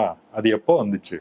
1900 இந்த பொம்மையை வந்து சர்வாதிகாரியா தான் 1948ல இருந்து 1960 வரைக்கும். அங்க எலெக்ஷன்லாம் கிடையாது. ஏன்னா ஏதாவது பேசுனேன்னா சிறைதான், சர்வாதிகார ஆட்சி தான். அதுக்கு பிறகு யாரு வராங்க, பார்க் சுன் ஹேன்னு ஒருத்தர் வராரு. 1961ல இருந்து 1979 வரை சர்வாதிகாரி. அதுக்கப்புறம் யாரு வராங்க, சுன் து ஹுவான். அவரு 1988 வரைக்கும். கிட்டத்தட்ட ஒரு 35 ஆண்டுகள் தென்கொரியா என்பது ஒரு சர்வாதிகார நாடு. ஏன் அதை பத்தி யாருமே பேசல. அங்க அரசியல் உரிமை எதுவும் கிடையாது. அங்க இன்னொரு முக்கியமானது, இன்னைக்கும் 28,500 அமெரிக்க ராணுவ வீரர்கள் தென்கொரியால நிறுத்தி வைக்கப்பட்டிருக்காங்க. அதுக்கான இடம் அதுவும் அந்த கான்ட்ரவர்சியா தான் ஓடிட்டு இருக்கும். இப்ப என்ன பண்ணுவாங்கன்னா, உதாரணமா சென்னை செங்கல்பட்டு மாவட்டம் முழுக்க அமெரிக்காவுடைய ஒரு பேஸா கொடுத்துட்டோம்னு வைங்க. அதுக்கான செலவையும் நம்ம கொடுத்துடணும். ஏன்னா அமெரிக்க படை வீரர்களுக்கு அவங்களுக்கு சாப்பாடு போடணும், அவனுக்கு ஆயுத செலவு எல்லாத்துக்கும் அவனுக்கு பணம் கொடுத்துடணும். அப்ப தென்கொரியா என்பது அமெரிக்காவுடைய ஒரு ஆக்கிரமிக்கப்பட்ட பகுதி. அந்த மக்கள் எப்படி அதை அக்செப்ட் பண்ணிக்கிட்டாங்க அப்படின்ற, இப்போ பக்கத்துல ஒரு வலுவான ஒரு நாடு இருக்கு, தலைவர் இருக்காரு, இது இவங்கள்ட்ட இருந்து விடுதலை வேணும் அப்படின்னா ஏதாவது ஒண்ணு நடந்திருக்கணும்ல, அந்த மாதிரி கலகம் ஏதாவது? அதுல சப்ரஷன், நிறைய படுகொலைகள் நடந்திருக்குது, போர் வந்து நடந்திருக்கு. கரெக்டா? அந்த மக்கள் கமிட்டி எல்லாமே ஒடுக்கிதான் இதை நிலைநாட்டுறாங்க. அதுக்கு பிறகு என்ன நடக்குதுன்னா, இந்த 35 ஆண்டுகள்ல உலக பொருளாதாரத்திலேயும் மாற்றங்கள் நடக்குது. அப்போ அமெரிக்காவிலிருந்து பல உற்பத்தி நிறுவனங்கள் கொரியாவுக்கு போகுது, தென்கொரியாவுக்கு. நம்ம ஊரியா, நம்ம கண்ட்ரோல்ல இருக்கு, நம்ம கம்பெனியை அங்க கொண்டு போகலாம் அப்படின்னு அங்க உள்ள பெரிய பெரிய, ஏன்னா எந்த நாட்டையும் எடுத்தாலும் வரலாற்றுல ஒரு சுரண்டக்கூடிய ஒரு பெரிய பெருந்தலைகள் இருக்கும். ஒரு குடும்பம், பல குடும்பங்கள் வந்து அவங்க செல்வந்தர்களா இருப்பாங்க, ஏழை மக்களை உறிஞ்சி வாழ்ந்துகிட்டு இருப்பாங்க. அந்த குடும்பங்கள் எல்லாம் அமெரிக்காவோட கூட்டு சேர்ந்துக்கும். நீ வாயா, நான் வந்து இந்த மக்களை எப்படி கண்ட்ரோல் பண்ணணுமோ கண்ட்ரோல் பண்ணிக்கிறோம். அதுல பெரிய பெரிய பிசினஸ், இன்னைக்கும் தென்கொரியாவுடைய ஃபேமஸ் வந்து சாபோல் அப்படின்னு பேரு. நம்ம ஊர்ல ஹுண்டாய் இருக்குதுன்னு வைங்க, அது வந்து ஒரு சாபோல்னா என்ன? இப்ப டாடா கம்பெனி இந்தியால இருக்குதுன்னா அது கார் மட்டும் பண்றது இல்ல, கார் கம்பெனி வச்சிருப்பாங்க, டெலிகாம் கம்பெனி வச்சிருப்பாங்க, உப்பு கம்பெனி வச்சிருப்பாங்க, அப்புறம் ஸ்டீல் கம்பெனி வச்சிருப்பாங்க. இப்படி பல துறைகளை சேர்ந்த ஒரு கூட்டு. இப்படி ஒரு 7-8 சாபோல்களை உருவாக்கிக்கிறாங்க. அவங்களுடைய ஆதிக்கம் தான் வணிகத்துல, தொழில இருக்கும். அவங்க தான் நம்ம நாட்டுக்கும் வருவாங்க. வேற யாரும் தொழில எல்லாம் பெரிய இது ஆக முடியாது. இப்ப அவங்க அமெரிக்காவுக்கு சீப் லேபர் வச்சு, கொரிய மக்கள் தான் வேலைக்கு ஆள் கிடைக்கிறாங்களே, அவங்க வச்சு உற்பத்தி பண்ணி அமெரிக்காவுக்கு அனுப்புறாங்க. இப்போ கொரியாவினுடைய தொழில் வளர்ச்சி அங்க நடக்குது தென்கொரியால. இதுதான் தென்கொரியா பத்தி பேசணும், அமெரிக்காவுடைய ரோல். இப்ப நான் வடகொரியாவை என்ன பண்றது, ரெண்டா பிரிச்சாச்சு. அப்ப சோவியத் யூனியன் இருக்கிற வரைக்கும் வடகொரியா நம்ம ஆளு. அப்ப சோவியத் யூனியன் வந்து அங்கு தொழிற்சாலைகள் அமைப்பது, அவங்களுக்கு சோவியத்துடைய ஹெல்ப் பண்றது வடகொரியா கணிசமாக. சீனாவும் நட்பு அடிப்படையில தான் இருக்குது. அதை பயன்படுத்தி 1970களில் வடகொரிய பொருளாதாரம், வடகொரிய மக்களுடைய வாழ்க்கை தரம் என்பது தென்கொரியாவை விட உயர்ந்ததாக இருந்தது 1970கள் 80களில். தென்கொரியால கடுமையான உழைப்பு, நிறைய தொழிற்சாலைகள்லாம் வருது. ஆனா மக்களுடைய வாழ்க்கை தரம், பெண்களுக்கான உரிமை, இப்ப நீங்க 99.9 சொன்னீங்க இல்லையா, என்ன கம்யூனிஸ்ட் ஆட்சியில என்ன அப்படின்னா ஆண் பெண் சமத்துவம் என்பது ரொம்ப அடிப்படை. தென்கொரியால அப்படி இல்லை. தென்கொரியால அந்த பழைய சாபோல் குடும்பம், பெண்களுக்கான உரிமை என்பது நிச்சயமா பறிக்கப்படும். அதே மாதிரி பெண்களை வந்து எக்ஸ்ப்ளாய்ட் பண்றது, லேபர் ஃபோர்ஸ்லயும் இருக்கலாம். அதே மாதிரி பாலியல் ரீதியான ஃபர்ஸ்ட்ல வந்து அவங்க சொல்ற கதை அப்படின்றது கிடையாது, நிச்சயமா கிடையாது. இதற்கு முதல் காரணம் ஏகாதிபத்தியம், முதலாளித்துவம். இது தென் கொரியால மட்டும் இல்ல, நீங்க சொன்ன மாதிரி ஈரான்ல இருக்கு, நம்ம பார்த்த மாதிரி வியட்நாம்ல இருக்கு, ஐரோப்பால நடந்திருக்கு. இப்ப கம்யூனிஸ்ட எதிர்ப்பு என்பதற்காக நடந்ததுதான். அதில் வடகொரியா என்பது ஒரு ஆரோக்கியமான பொருளாதாரமாகத்தான் வளர்ந்து வந்தது 1980கள் வரைக்கும். இப்ப இதுல என்ன நடக்குதுன்னா 90ல சோவியத் யூனியன் உடைஞ்சிருது. உடைஞ்ச பிறகு வடகொரியாவுக்கு சப்போர்ட் இல்ல. வடகொரியாவினுடைய பஞ்சத்தை அதுல இருந்து புரிஞ்சுக்கலாமா? பஞ்சத்தை அதுல சோவியத்தோட வீழ்ச்சிக்கு பிறகு விழுது. அப்ப அவங்க வந்து பொருளாதாரத்தை மாற்றி அமைச்சுக்கணும். நமக்கு வந்து அமெரிக்கா இன்னொன்னு என்ன பண்றான்னா தடை போட்டுறான், இவங்களோட யாரும் டீலிங் வச்சுக்க கூடாது. அதாவது அமெரிக்கா சார்பு நாடுகள் எதுவும் வடகொரியாவோடு வர்த்தகமோ தொழில்நுட்ப பரிமாற்றமோ வச்சுக்க கூடாது. அப்ப வடகொரியா என்ன பண்ணணும்? அப்பதான் நம்ம கிம் ஜோங் இல் அவருடைய ஆட்சி காலம். அவர் வந்து அவர் ஒரு புது சுயசார்பு அப்படின்னு ஒண்ணு வைக்கிறார். அது பேரு JUCHE அப்படின்னு ஒரு ஐடியா, ஒரு டாக்டரைன் முன் வச்சு நம்முடைய தேவைகளை நாமே நிறைவு செஞ்சுக்கணும், நம்முடைய உணவு உற்பத்தி. ஏன்னா வெளிநாடு இன்னொன்னு அந்த நாட்டினுடைய இது தன்மையும் புரிஞ்சுக்கணும். இது வந்து வடக்கு பகுதியில் இருக்கு, ரொம்ப குளிர் பகுதி, குளிர்காலத்தில் ரொம்ப குளிரா இருக்கும். அப்போ நம்மால் எதை விளைவிக்க முடியும், நாம் எதை உற்பத்தி செய்கிறோம், இதை நம்ம பார்த்துக்கணும். எல்லா மக்களுக்கும் கல்வி அறிவு என்பது கட்டாயம். நம்ம தொடக்கத்திலேயே பேசணும், 100% அங்க வந்து படிக்காதவன், ஸ்கூலுக்கு போறதுக்கு காசு இல்ல நான் 8ஆம் கிளாஸ் விட்டுட்டு வேலைக்கு போயிட்டேன் அப்படின்லாம் கிடையாது. எல்லாரும் கட்டாயம் படிக்கணும். கவர்மெண்ட் வந்து ஸ்கூல் கொடுத்துருது. அந்த புவனீதரன் போற இது கூட சொல்றாரு, ஸ்கூல் ஃப்ரீ. நம்ம தமிழ்நாட்டில் இருக்கிற மாதிரி தான் யூனிஃபார்ம் வந்து அரசுக்கு சொந்தமானது, அரசே வந்து கொடுத்துடும். பாடப்புத்தகங்கள், ஹவுசிங் ஃப்ரீ, இதெல்லாம் அந்த புவனீதரன் இதுலயே வருது. வீடு கட்டுறாங்க, ஆனா ஹவுசிங் வந்து அவர் எப்படி சொல்றாருன்னா இங்க மக்களுக்கு சொந்தம் இல்ல அப்படின்னு சொல்றாரு. மக்களுக்கு சொந்தம், ஆனா ஒட்டுமொத்த மக்களுக்கு சொந்தம். நான் வந்து வீட்டை வாங்கினேன், ரியல் எஸ்டேட் வாங்கினேன், வித்தேன், அதுல பணம் அடிச்சு அப்படிலாம் கிடையாது. வீடு என்பது குடியிருப்பதற்கு அரசாங்கம் கட்டி கொடுக்குது. ஆனாலும் இது வந்து கடுமையான நெருக்கடி தான். இப்போ 90களில் சோவியத் வீழுது, இவங்களுக்கு பந்தம்லாம் வருது. இப்போ அமெரிக்கா ஏன் உள்ள புகுந்து இவர்களை ஆக்கிரமிக்கல, அல்லது ஏன் இவர்கள் கண்ட்ரோலுக்கு எடுத்துட்டு ஏன் அப்படின்னா, ஒண்ணு அமெரிக்காவுக்கு அது தேவையில்லை. ஒட்டுமொத்த பழமும் கனிஞ்சு கீழே விழுந்துருச்சு. இந்த சோவியத் யூனியன் உடைஞ்சிருச்சு. ஒன்னொன்னா நம்ம இதுல வருது. அப்ப இவங்க ராணுவ ரீதியா போக வேணாம். இது ஒரு முக்கியமான காரணம். என்னைக்கு இருந்தாலும் நார்த் கொரியா நம்ம கையில இருக்கு, தென்கொரியா இருக்கு. அதுவும் என்னைக்கு ஒரு நாள் விழுந்துடும். இது ஒரு காரணம். இன்னொன்னு வந்து சீனா. சீனா வந்து ஒரு கம்யூனிஸ்ட் கட்சி நாடு. அது நார்த் கொரியாவுக்கு தொடர்ந்து சப்போர்ட் பண்ணிட்டு இருக்கு. ஓகே. இப்ப நார்த் கொரியாவினுடைய பலத்தை சீனாவோட பலத்தோட சேர்ந்து தான் புரிஞ்சுக்கணும். ஆமா, ஆனா ரெண்டு தனித்தனி நாடு தான். பட் அமெரிக்கா எப்படி இஸ்ரேல் வச்சிருக்கு, அமெரிக்காவுக்கு இஸ்ரேல் ஒரு எக்ஸ்டெண்டட் வெர்ஷன். அமெரிக்கா நினைக்கிறத செய்யறத இதை வச்சு ஏதாவது பண்ணும், அந்த மாதிரிலாம் பண்ணலாம். அப்படி வந்து சைனா, ஏன்னா இப்ப ரீசெண்டா ஈரான் அமெரிக்கா போர் நடந்துட்டு இருக்கு. இஸ்ரேல் டப்புன்னு கிம் ஜாங் வந்து 4 மிசைல் விட்டு அவருடைய மிலிட்ரி ஒரு ஷோகேஸ்னு வச்சுக்கலாம். தப்பு தவிர இந்த சைடு ஏதாவது திரும்பிச்சுன்னா நாங்க என்ன பண்ணுவோன்றதை காமிக்கிற மாதிரியான ஒரு எக்ஸசைஸ் தான் அது. அதை பார்க்கும்போது அப்படிதான் புரிஞ்சுக்க முடியும். அப்போ இது எல்லாமே இதனுடைய பின்னணியும் நம்ம சேர்த்து சரிதானே, நீங்க சொன்னதுதான். அப்போ இவங்களுக்கு என்னன்னா, அமெரிக்கா, நீங்க கேட்டீங்க ஏன் அமெரிக்கா படையெடுக்கல, எப்ப வேணாலும் அமெரிக்கா தாக்கலாம் என்ற அச்சுறுத்தல் இருக்கு. அமெரிக்காவுக்கு நீங்க ஈடு கொடுக்க முடியாது. ஈரானே வந்து எவ்வளவு கஷ்டப்பட்டு எவ்வளவு பேர் கொல்லப்படுறாங்க, இருந்தாலும் அமெரிக்காவுக்கு ஒரு டஃப் கொடுக்குறாங்க. வியட்நாம்ல அவன் என்ன அட்டூழியம் பண்ணான்னு தெரியும். இப்ப நார்த் கொரியா வந்து தன்னை தற்காத்துக்கணும், பொருளாதார ரீதியாக சுயசார்பு, தற்சார்பு வந்து இருக்கணும். இவனை பற்றி அவதூறு பிரச்சாரம் கட்டவிழ்த்து விடுறான். எவனாவது ஒருத்தன், மேற்கத்திய ஊடகங்கள் என்பது நம்ம பிபிசி, கார்டியன், நியூயார்க் டைம்ஸ் அப்படிங்கிறோம், அவங்க முழுக்க அந்த அந்த ஐடியாலஜி, முதலாளித்துவத்தினுடைய மவுத் பீஸ், அவங்க நலனுக்காக தான் பேசுவாங்க. ஆனா அவங்க கொடுக்குற பில்டப் வந்து நாங்க நடுநிலையா எல்லாத்தையும் பேசுறோம். அப்ப என்ன பேசுவாங்கன்னா, நார்த் கொரியால இந்த மாதிரி பஞ்சம் தலைவிரித்து ஆடுது, மக்களுக்கு சாப்பாடே இல்லை, மக்கள் எல்லாம் கந்தல் துணி போட்டுட்டு எல்லாம் காட்டு மிராண்டிகளா வாழ்றாங்க, இப்படி பில்டப் தான் தொடர்ந்து பேசிக்கிட்டே இருக்கிறாங்க. அதெல்லாம் எப்ப தொடங்குச்சு இதெல்லாம்? அது எனக்கு சரியா தெரியல எப்ப தொடங்கிச்சுன்னு. ஆனா சோவியத் யூனியன் பற்றியோ சீனா பற்றியோ கதைகள் வந்து 2ஆம் உலக போருக்கு பின்ன இருந்தே வருது. அங்க அப்படி இருக்கும், இப்படி இருக்கும், இப்பவும் கூட பார்க்கலாம். இப்ப கொரியாவுக்கும் அது தொடங்கி இருக்கும். அதுக்கப்புறம் ரொம்ப தீவிரமாயிடுச்சு. ஏன்னா இது மட்டும் அடிபணிய மாட்டேங்குது. அந்த டைம்ல தான் 2006ன்னு நினைக்கிறேன், அவர் என்ன பண்றாரு, நாம வந்து அணு ஆயுதம் இல்லைன்னா என்னைக்குனாலும் நம்ம போட்டுருவாங்க அப்படின்னு சொல்லிட்டு அவங்க அந்த ஒப்பந்தம், ஒரு அணு ஆயுத தடுப்பு ஒப்பந்தம்னு ஒண்ணு இருக்கு, நியூக்ளியர் நான் ப்ரொலிஃபரேஷன் ட்ரீட்டி. இன்னொன்னு வந்து CTBT, comprehensive test ban treaty. ரெண்டு என்னன்னா, முதல் ஒப்பந்தப்படி உலக நாடுகள் போட்ட ஒப்பந்தம், நீங்க அணு ஆயுதத்தை பரப்பக்கூடாது அப்படிங்கிறது. 2வது ஒப்பந்தம் வந்து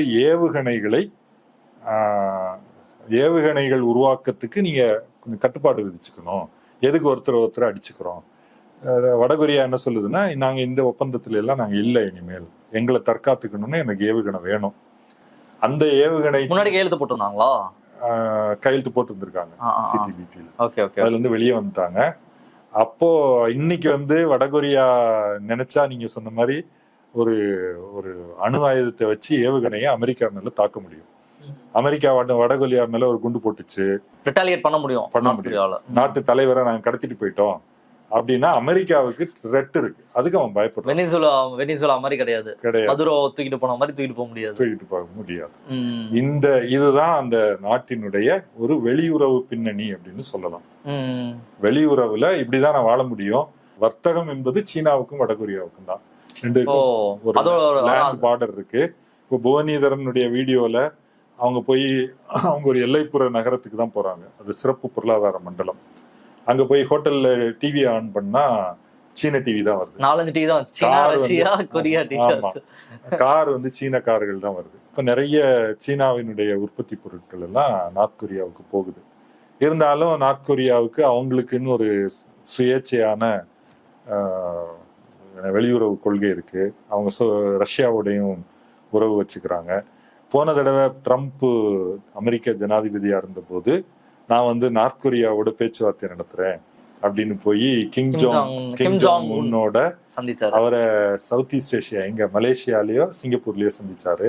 அப்புறம் நேரா அந்த 38வது பேரலல்ல போய் 2 பேரும் கை கொடுத்துக்கிட்டாங்க. இப்படி எல்லாம் டிராமா நடந்துச்சு. விஷயம் என்னன்னா அந்த நாடை வந்து எல்லாரும் டீல் பண்ணணும்.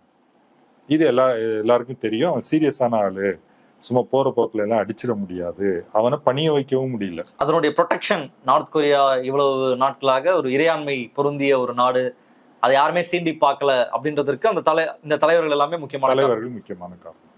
நிச்சயமா அதுல இவங்க எல்லாமே கம்யூனிஸ்ட்.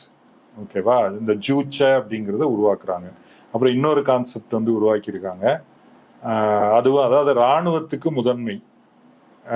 ஒரு இது செய்தி என்ன சொல்றாங்கன்னா, படிச்சு முடிச்ச பிறகு கம்பல்சரி ராணுவ பணிக்கு போகணும். ராணுவ பணிக்கு போனாதான் அங்க ஒரு ஸ்டேட்டஸ், அப்பதான் பொண்ணுக்கு கல்யாணம் பண்ணிப்பாங்க அப்படின்லாம் இருக்குதுன்னு அந்த வீடியோலயும் சொல்றாரு. ஏன்னா நாட்டை பாதுகாப்பது. அது சிங்கப்பூர்லயே இருக்கு, நிறைய நாடுகள்ல இருக்கும். இஸ்ரேல்லயும் இருக்குது. ஒரு கம்பல்சரி ராணுவ சேவை அப்படின்றது நீங்க முடிச்சோடனே பண்ணியே ஆகணும். அப்படி பண்ணலன்னா அரெஸ்ட் பண்ணிடுவாங்க. அந்த அளவுக்கு சீரியஸா தான் இருக்கும். இப்ப இந்த பின்னணியிலிருந்து நார்த் கொரியாவை பார்க்கணும். இப்போ இதுல நான் இதை ஒர்க் அவுட் பண்ணும்போது ஒருவேளை ஒரு கற்பனையா ஒண்ணு எடுத்துக்கங்க. நம்ம இந்தியான்னு ஒரு நாடு இருக்கு, பிரிட்டிஷ் காலனி ஆட்சியில இருக்கு. 1910 ஜப்பான் படையெடுத்து வந்து இந்தியாவை பிடிச்சிட்டான். இந்தியா முழுக்க வடக்க இருந்து தெற்க வரைக்கும் ஜப்பான் கண்ட்ரோல்ல இருக்கு. உள்ள வந்து நம்ம எல்லாம் ஜப்பானை எதிர்த்து சண்டை போட்டுட்டு இருக்கிறோம். இந்தியா முழுக்க மக்களுக்கு ஜப்பானை துரத்தி விடணும்னு சண்டை போட்டுட்டு இருக்கிறோம். போகும்போது 2ஆம் உலக போர் முடிஞ்ச உடனே ஓடி போயிட்டான். ஓடி போன பிறகு நம்ம என்ன பண்றோம்னா, ஆஹா நம்ம மக்கள் அரசாங்கம் அமைக்கலாம் அப்படின்னு நம்ம அமைக்கிறோம். அமைக்கும் போது அமெரிக்கா என்ன பண்றான், அமெரிக்காவுக்கு இலங்கையில ஒரு ஹோல்டு இருக்கு. அவன் இலங்கையில இருந்து தென்னிந்தியாவுக்குள்ள வந்துடுறான். தென்னிந்தியாவுக்குள்ள வந்து ஒரு நாக்பூருக்குள்ள ஒரு கோடு போட்டுடுறான். தென்னிந்தியா முழுக்க எனக்கு, வட இந்தியா முழுக்க தனி அப்படின்னு அவன் சொல்லியிருந்தா என்ன நடக்கும்? புரட்சி நடக்கும், சண்டை நடக்கும். இல்ல சண்டை நடக்கும். அப்ப வட இந்தியா வந்து இந்திய மக்கள் கையில இருக்கு, தென்னிந்தியா வந்து அமெரிக்காவுடைய கைப்பாவையா இருக்கு, அமெரிக்காவுடைய ஆக்கிரமிக்கப்பட்ட பகுதியா இருக்கு. அமெரிக்காவுடைய ராணுவ தளம் என்பது பெங்களூர்ல ராணுவ தளம் இருக்கும். யாராவது ஏதாவது வாலாட்டினீங்கன்னா அமெரிக்க ராணுவம் களத்துல இறங்கும். நம்ம ஊர்ல இந்திய ராணுவம், இந்திய போலீஸ் இருக்கு. தென்கொரியாவில் அமெரிக்க ராணுவம் உள்ள இருக்கு. அப்ப அங்க உள்ள அரசியல்வாதிகள் அதுக்கு பணிஞ்சுதான் வேலை செய்யணும். அங்க ஜனநாயகம் வந்துச்சு இல்லையா? ஜனநாயகத்துல இன்னைக்கு போட்டி போடுற 2 கட்சியுமே அமெரிக்க ஆதரவு கன்சர்வேட்டிவ் கட்சி. அங்க உள்ள இடதுசாரி கட்சிகள் ஒரு தடவை அவங்க அதிகாரத்துக்கு வந்தாங்க தென்கொரியால. அவங்க அதிகாரத்துக்கு வந்தாங்கன்னா வடகொரியாவோட நம்ம ஒரு நட்போடு இருக்கணும் அப்படின்னு அவங்க போவாங்க. அப்ப அந்த எலெக்ஷன் மேனிபுலேஷனும் நடக்கும். அவங்களை எப்படி ஜெயிக்க வைக்க முடியும்? இது வந்து இது எவ்வளவு உண்மைன்னு தெரியாது. அதாவது கொரிய மக்கள் நம்ம அப்படி இந்தியாவை 2ஆ பிளவுபட்டு இருக்கிறத நம்ம ஏத்துப்போமா? இந்தியா ஒன்னா தானே இருக்கணும். அல்லது தமிழ்நாட்டை தெற்க ஒருத்தன் பிடிச்சு வச்சுட்டான், வடக்க ஒருத்தன் பிடிச்சு வச்சுட்டான் அப்படின்னா நம்ம ஒன்னா சேர்க்கணும். கொரிய மக்களுடைய எல்லாருடைய விருப்பமும் இதுதான், நார்த் கொரியா சவுத் கொரியா சேரணும் அப்படிங்கிறது தான். அப்ப அமெரிக்கா வந்து அதுக்கு என்ன சொல்லணும், அமெரிக்க படை இடத்தை எல்லாம் காலி பண்ணு, நம்ம வந்து ஒரு ஐநா கண்காணிப்புல ஒரு வாக்கெடுப்பு நடத்துவோம் அப்படின்னு வரணும் இல்லையா? ஏன் வந்து இல்ல, நீ ஏன் அங்க படை தளம் வச்சிருக்கிற, உனக்கு என்ன பிரச்சனை? அங்க மட்டும் இல்ல, தோக்கடிச்சானே ஜப்பான்லயே அமெரிக்க ராணுவம் இருக்கு. அதுக்கு பேரு ஒக்கினாவான்னு ஒரு இடம். அந்த மக்கள் போராடிட்டே இருக்காங்க, இந்தந்த இடத்த அமெரிக்க தளத்தை காலி பண்ணு அப்படின்னு. இப்ப இந்த பின்புலத்தில் இருந்துதான் நம்ம வடகொரியாவை பார்க்கணுமே தவிர, வடகொரியா என்பது ஒரு மான்ஸ்டர், அங்க வந்து எதுவுமே சுதந்திரம் இல்லை அப்படின்னு சொல்றதெல்லாம் அதாவது அதுல பிரச்சனைகள் நிச்சயமா இருக்கும்.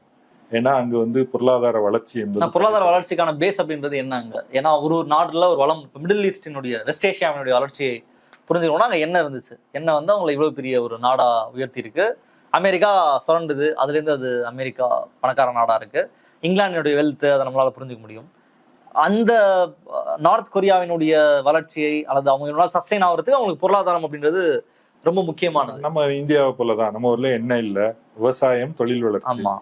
விவசாயம் பண்ணி நமக்கு தேவையான உணவுப் பொருட்கள் உற்பத்தி பண்ணிக்கலாம். தொழில் வளர்ச்சி, நமக்கு வந்து எந்த பொருளாதார தடையும் இல்ல, அமெரிக்க எதிர்ப்பு அப்படின்றது இல்ல. அப்படி இருக்கும் பொழுது நார்த் கொரியால அதெல்லாம் இருக்குல்ல, அந்த தடையினாலதான் அவங்களுக்கு 1000 பிரச்சனை. அப்போ ஒன்னொன்னையும் அவர்களே தங்களுடைய சொந்த இதுல பண்ணிக்கணும். நார்த் கொரியாவுடைய நிலப்பரப்பு அது தமிழ்நாட்டை விட கொஞ்சம் குறைவு. எவ்வளவு பாப்புலேஷன் இருக்கும்? பாப்புலேஷன் வந்து 2-2.5 கோடி, அவ்வளவுதான். கிட்டத்தட்ட தமிழ்நாடு அளவுக்கு வரலாம். ஒண்ணு தமிழ்நாடு அளவுக்கு செழிப்பான நிலம் ஒரு தஞ்சாவூர் டெல்டா மாதிரி இல்லைன்னு நினைக்கிறேன். ஆனா ஒரு நாடு தான், அங்கே ஆயிரக்கணக்கான ஆண்டுகள் மக்கள் வாழ்றாங்க. கொரியா என்பது தென்கொரியாவையும் சேர்த்தா பெரிய 2 பெரிய நாடு தானே. இப்போ நம்ம ஊர்ல வங்காளம் அப்படின்னு எடுத்தா 2ஆ பிரிச்சுட்டாங்க. மேற்கு வங்காளம் இந்தியாவோட இருக்கு, வங்கதேசம் அப்படின்னு தனியா பிரிச்சுட்டாங்க. இந்த பக்கம் பஞ்சாப் அப்படின்னா பஞ்சாப் மக்கள் 2ஆ பிரிச்சுட்டாங்க மத அடிப்படையில. அந்த மக்கள்கிட்ட கேட்டா நம்ம ஆளுதாயா, நம்ம மொழி தான் பேசுறான், நம்ம வரலாறு பொதுவான வரலாறு இருக்கு.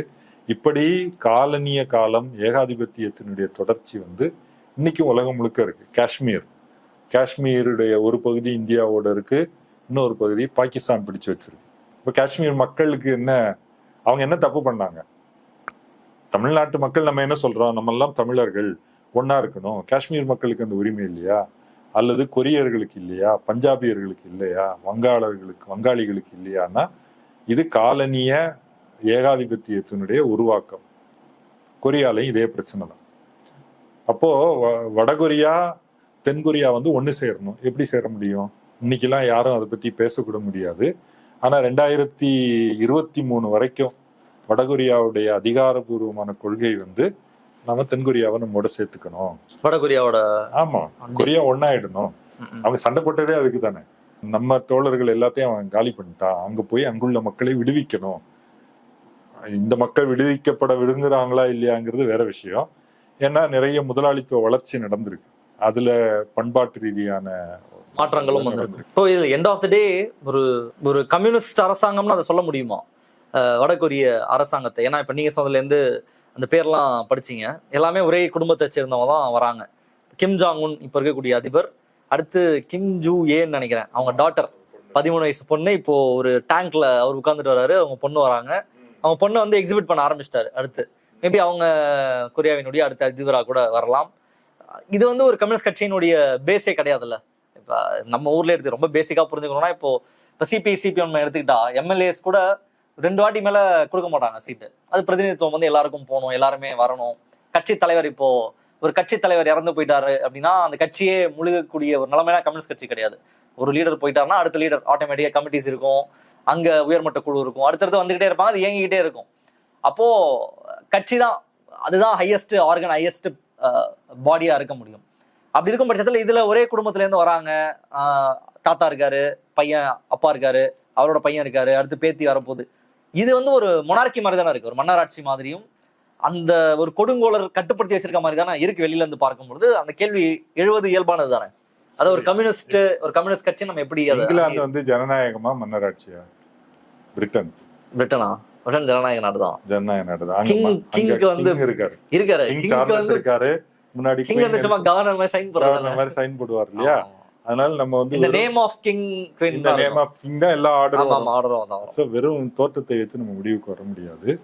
அதாவது முதலாளித்துவத்துக்கு மாற்றாக ஒரு சோசியலிசத்தை கட்டியமைப்பது என்பது பல நாடுகள்ல பல்வேறு வழிகள்ல முயற்சிக்கப்பட்டது. ஒண்ணு ரஷ்யா, சோவியத் யூனியன், அது ஒரு மிகப்பெரிய வெற்றி கதை. கடைசியா உடைஞ்சிருச்சு. கிட்டத்தட்ட 80 ஆண்டுகள், 84 ஆண்டுகள், 80 ஆண்டுகள்னு வச்சுக்கலாம். 80 ஆண்டுகள் உலக வரைபடத்தையே வரைபடம்னா என்ன, மக்களுடைய வாழ்க்கையே மாற்றி அமைச்சது சோவியத் யூனியன். அங்க இருந்த ஆட்சி முறை, அங்கிருந்த கம்யூனிஸ்ட் கட்சி அமைப்பு, அது பெரிய நிலப்பரப்பு, மக்கள் தொகை அதிகம். இது ஒரு பக்கம். இன்னொன்னு சீனா 1949 அங்கு புரட்சி நடந்து இன்னைக்கும் கம்யூனிஸ்ட் கட்சி ஆட்சி தான். அங்கு சோவியத் யூனியன்ல இருந்த மாதிரி இல்லை, வேறு மாதிரி நடக்குது. அல்லது வியட்நாம்ல நான் ஏற்கனவே குறிப்பிட்டது போல பிரெஞ்சு காலனி ஆதிக்கத்தை துரத்தி அடிச்ச பிறகு அமெரிக்கா வியட்நாம் மீது போர் தொடுத்தது. வியட்நாம் பாவம் ரொம்ப ஏழையான விவசாய நாடு. அந்த நாட்டு மேல இவன் இராணுவத்தை இறக்கி அவ்வளவு கொடூரமான தாக்குதல்களை நடத்தினான். அந்த மக்கள் போராடி அமெரிக்காவை துரத்தி விட்டுட்டு கம்யூனிஸ்ட் கட்சி தலைமையில தான் இன்னைக்கு கம்யூனிஸ்ட் கட்சி ஆட்சி தான். அது சீனாவை போல இல்லை, அது வேற ஒரு இது. கியூபா இருக்கு, கியூபால கம்யூனிஸ்ட் கட்சி ஃபிடல் காஸ்ட்ரோ, அது வேற ஒரு சூழல்ல இருக்கு. அப்ப எது கம்யூனிஸ்ட் கட்சி ஆட்சி அப்படின்னு கேட்டா நீங்க எதை சொல்லுவீங்க? இப்ப வடகொரியாவில் கம்யூனிஸ்ட் கட்சி ஆட்சியா? அந்த கட்சிக்கு பேரு கம்யூனிஸ்ட் கட்சின்னு தானே சொல்லிக்குது. அதுல என்ன அடிப்படையா என்ன சொல்லலாம்னா, இந்த தேர்தல் இப்போ தேர்தல்கள் எப்படி நடக்கும்னா அங்க தலைவரை வந்து இவரு வந்து தலைவரா நிக்கிறாரு, இவருக்கு யாரெல்லாம் ஓட்டு போடுறீங்க அப்படிதான் தேர்தல்.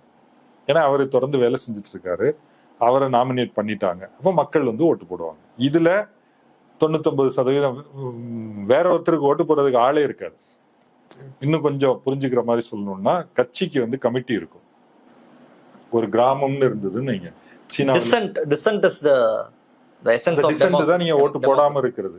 அவர் ஓட்டு போடலன்னு வைங்க, உங்களுடைய டிசென்ட். கட்சி என்ன பண்ணும்? இல்ல இப்ப இவரு எனக்கு பிடிக்கல அப்படின்னு ஒரு ஆல்டர்னேட்டிவ் இருக்கணும்ல. இவர் வேணாம், தப்பான ஆளாவே இருக்கட்டும், தப்பான குற்றச்சாட்டாவே இருக்கட்டும், அது வந்து டிசென்ட் இருக்கணும்ல. ஒரு டிசென்ட் தானே டெமோக்ரஸியினுடைய எசன்ஸ்னு சொல்லுவாங்க. சரி, எனக்கு வந்து திமுகவும் பிடிக்கல, அதிமுகவும் பிடிக்கல, நான் என்ன பண்ணுவேன்? அதான் கட்சி கோட்டு போடுறேன். அதான் கட்சி கோட்டு போட்டா நான் ஆட்சி மாறிடுமா? மாறாதுல்ல.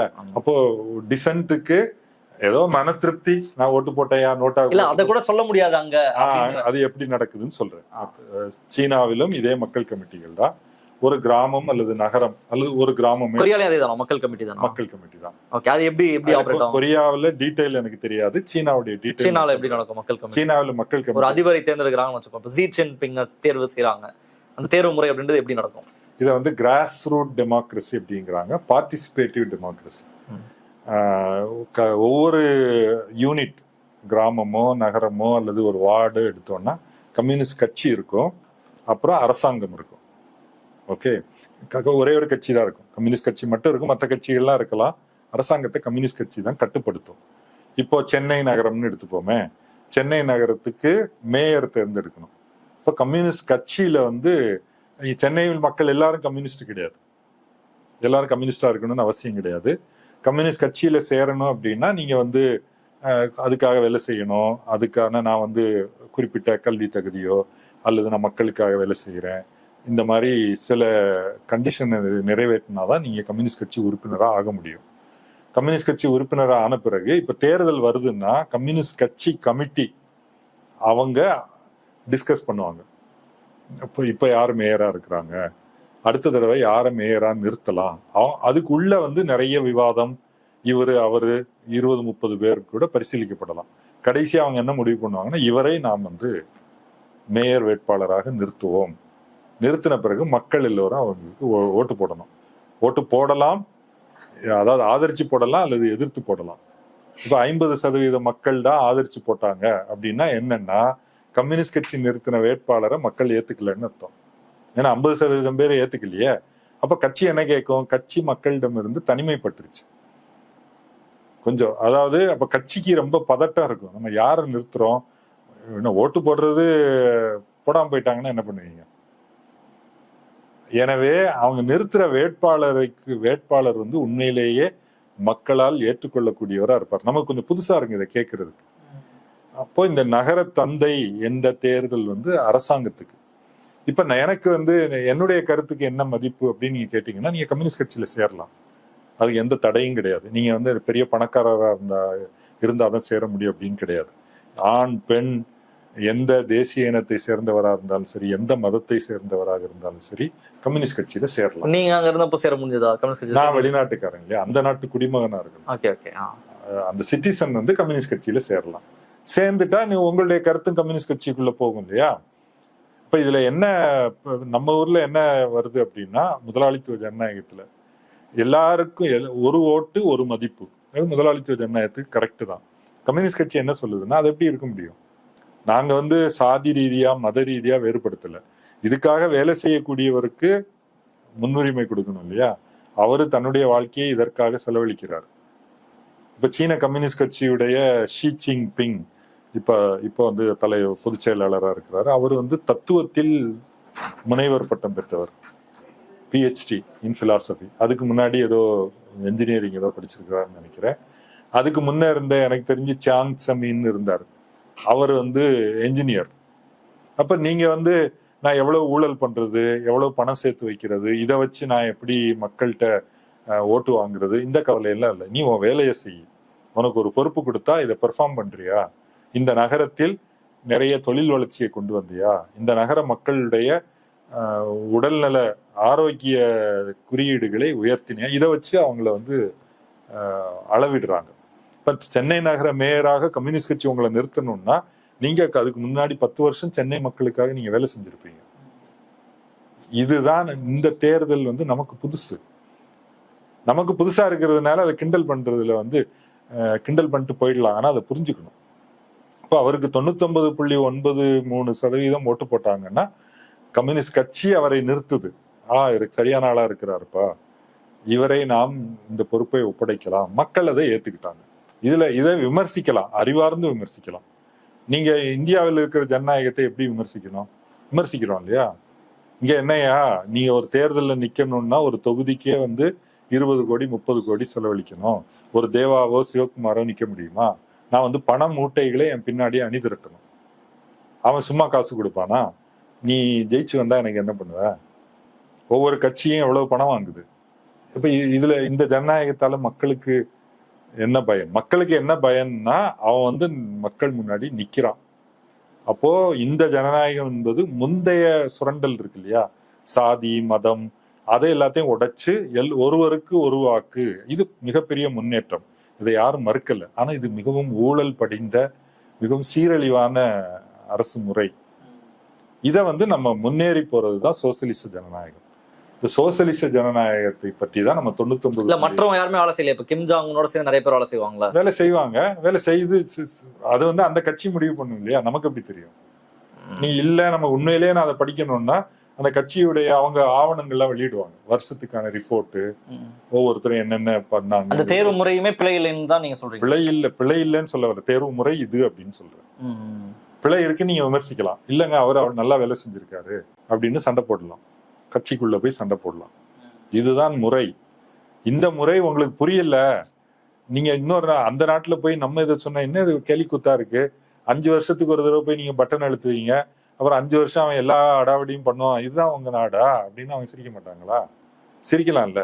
சிரிச்சா என்ன சொல்லுவீங்க? இல்லையா நாங்க இப்படி இதுக்கு பின்னாடி என்ன போராட்டம் இருக்கு அப்படின்னு நம்ம விளக்குவோம் இல்லையா? அப்படி புரிஞ்சுக்கணும், புரிந்து கொள்ள. அதுதான் தொடக்கத்திலேயே சொன்ன மாதிரி நாம் வந்து உண்மையை கண்டறியணும். நமக்கு கண் முன்னாடி தெரிகிறது வந்து அதுல சில உண்மை இருக்கு. ஃபார் எக்ஸாம்பிள் ஒரு கேள்வி கேட்கிறேன், நம்ம வந்து உண்மையை கண்டறியணும்னு சொல்றீங்க. இப்ப எனக்கு வந்து முன்னாடி நான் ஒர்க் பண்ண இடத்துல ஒரு சார் வந்து சொன்னாரு, சிங்கப்பூர் வந்து செம்மையா இருக்குல்ல, சூப்பரா இருக்கு அப்படின்னும் போது அவர் என்ன சொல்லுவார்னா, அப்படி கிடையாது, சிங்கப்பூரும் கேவலமா இருக்கும், அங்கேயும் பிச்சைக்காரங்களாம் இருப்பாங்க, ஆனா நீ பார்த்தது கிடையாது. எந்த ஊர்ல வந்து மீடியா இல்லையோ நீ அதனுடைய உண்மையை வந்து உன்னால கண்டே பிடிக்க முடியாது அப்படின்றத அவர் வந்து சொன்னாரு.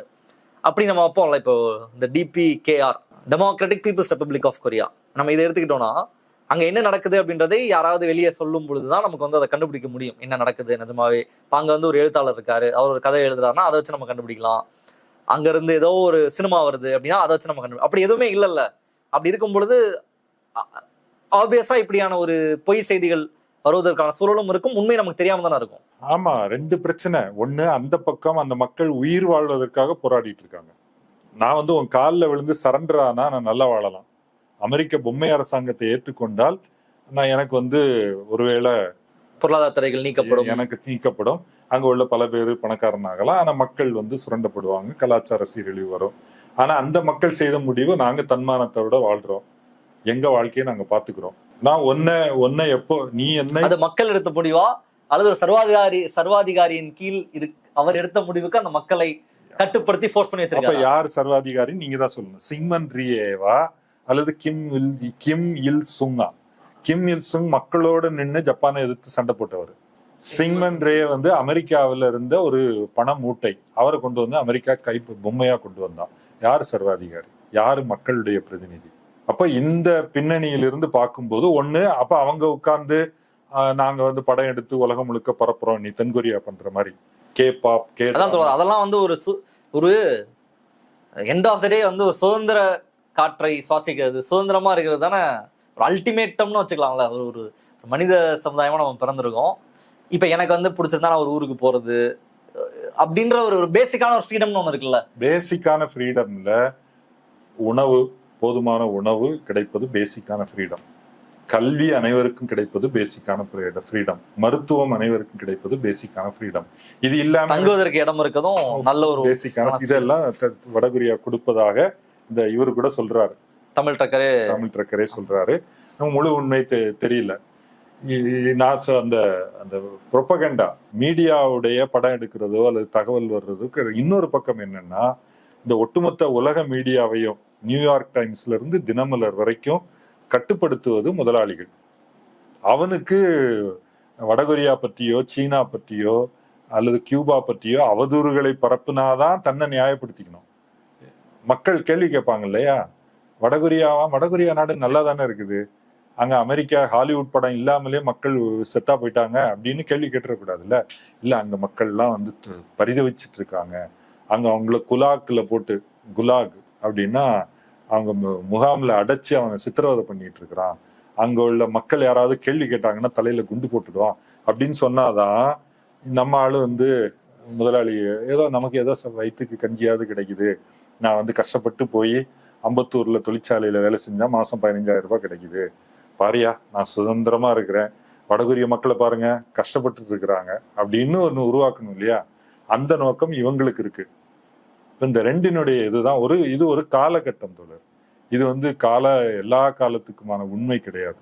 இப்ப ஏகாதிபத்திய ஆதிக்க கட்டத்தில் வடகொரியா என்ற ஒரு நாட்டை பற்றி நம்ம பேசிட்டு இருக்கிறோம்.